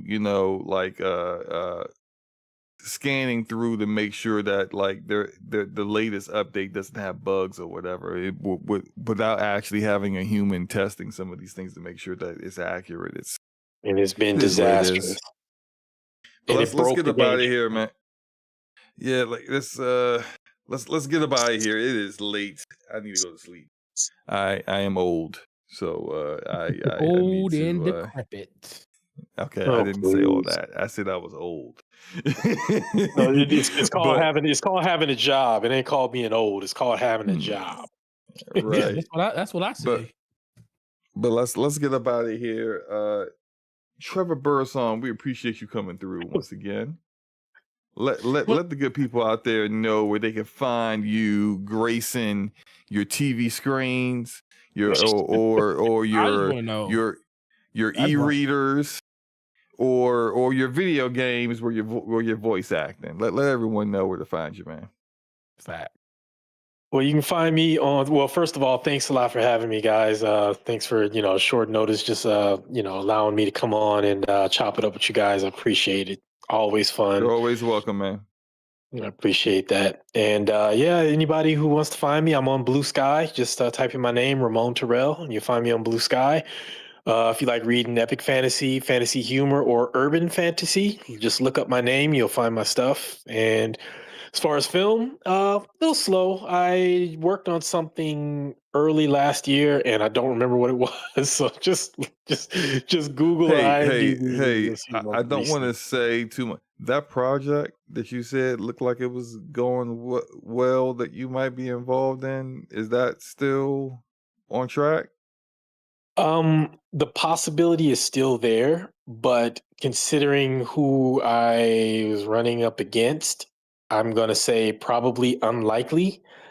Um, Uh, and it's voice acting is weird, dude. Like it's like I've gotten feedback where it wasn't the person who cast me, but like casting directors and everything, and they're just like, you should have got that job. I don't know. They're like, the only reason I can think of you didn't get that job is because the person who got it, they have a better resume. Or, sometimes it's mm, just a different type of voice. But, so it's possible, but I'm just going to say it's unlikely. But the character would have been cool though. Like when you see like when you get to the character, I'll let you know the one that I read for, or read for two different types of characters. And it's from what I saw, I think we're very likely going to be very happy with this game that we've all been waiting for years. Years. Yeah, by a studio that is don't do, hey, a NDAs and a all that different stuff. Don't studio say than. it. Don't say it. Don't No, no, say no. it. I'm Don't not say gonna say it. nothing. I'm not gonna say it. I'm not gonna say it. But it's a studio we all love. I'm just gonna say that. So, Bungie. but yeah, nah. Forte. Everyone does not love Bungie. I don't love Bungie. I just wanted to say Bungie. Is No, it's Ken not Levine fun. Not fun. Ken Levine coming back to his old roots, coming back to his old studio? He gonna bring it back from the Man, dead? quit trying to get me in trouble, sir. I'm not saying anymore. But yeah, I mean, we'll see what happens. There's a couple of other things, so we'll see what happens. But voice acting is 10 times harder of a nut to crack than film, and film is hard to crack. So it's interesting. But yeah, just keep plugging away. But yeah, that's about it for me, guys. And have a good time. Play your games. Enjoy your games. Crimson Desert on the 19th. I will be living there for months. Forte, where can people find you over the next week? Man, they can find me. They can find me on the airplane, dealing What? with all my friends. I don't know. See me anywhere. Work. Maybe IOP this weekend. Depends. I don't know what my schedule is yet, so I haven't decided to see if I'm going to be off or not.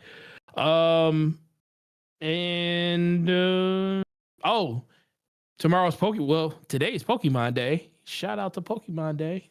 30th anniversary today. Boo.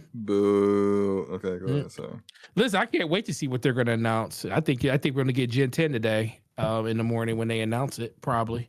But outside of that, Ramon, really appreciate you coming through as always. I lit up as soon as I saw your name. I was like, "There's 3 bubbles in this chat. Who's this?" And I was like, "Oh shoot, it's Ramon." I mean, I light up anytime you're in around. I told you if you ever wanted to just become a full-time member of this show, trust me, you are more than welcome. Me and SloMo would just have we wouldn't even have to do rock paper scissors to see if it would happen. It would just happen.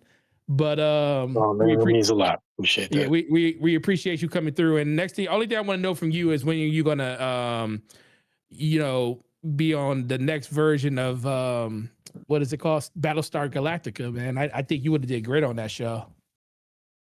I think that would be nice. I think you would have been That would be nice. you could have been Starbucks love interest, and I'd have been like, whoo, that man right there know what he doing.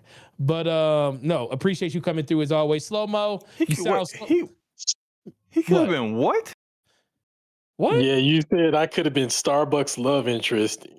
Oh, okay. You know what? It's Starbucks love interest. You don't know who Starbucks is? I know who Starbuck is. I just I'm tired. You was thinking of a guy? No, I was thinking of actual Starbucks, like the Oh. restaurant. And so I was like, Right. No. what? No, Doesn't yeah, make you any definitely need to. sense. Let's get him up out of here, bro. He is, in the words of my 14-year-old daughter, you are tweaking. You out of here. You out of here. You out of here now, bro. But no, appreciate you. I was about to actually compliment you, saying like, bro, listen, I know you were sick as dog crap last week, and you did an emergency podcast, and as much as you wanted to like fold it up and say, guess what, we're not going to do this, you stuck through, and I feel like you handled yourself admirably today, even though I know you ain't feeling great. I appreciate you as always, bro. You put a lot of work into this show, and I don't think anybody ever tells you that enough, so I appreciate everything you do. But with that being said, catch you guys next week for episode. Man, we're close to 300. We're like, so will we hit 300 by the end of this year, SloMo? Math is hard. What? So I don't want to. Probably 267. 263. 263. So that means we're 37 episodes away. This is the end of February. We will, because we only been through 8 weeks so far of the year, and there's 52 weeks in a year, so we will hit it. It'll be close to so guess what? It'll happen around Christmas. So we might have to do a show during the holiday if we hit 300. I'm not doing that. It might have to wait until the beginning of 2020. I'm not doing a show on. So if episode 53, I mean episode 300 happens like the week of Christmas, which I think it might. You gonna say, you guess what? Episode 300 next year in 2027. Yep, sounds about right. I feel you, bro. All right, man. What about you, SloMo? Look, I'm gonna try to play some marathon. We'll see how tomorrow goes, or at least maybe sometime this weekend. You know, maybe I'll stream it. We'll see. That's about it, really. I'm working on a couple of videos, like to upload on the SloMoBackSlap channel and on this channel. So I'm just trying to get my knock the rust off, with like video editing and writing scripts again, and using Audacity to record voice, which I haven't done in the longest time. And so there's a lot of things I'm trying to get my head around again, but you know, I'm not telling you when it's coming, but expect it at some point.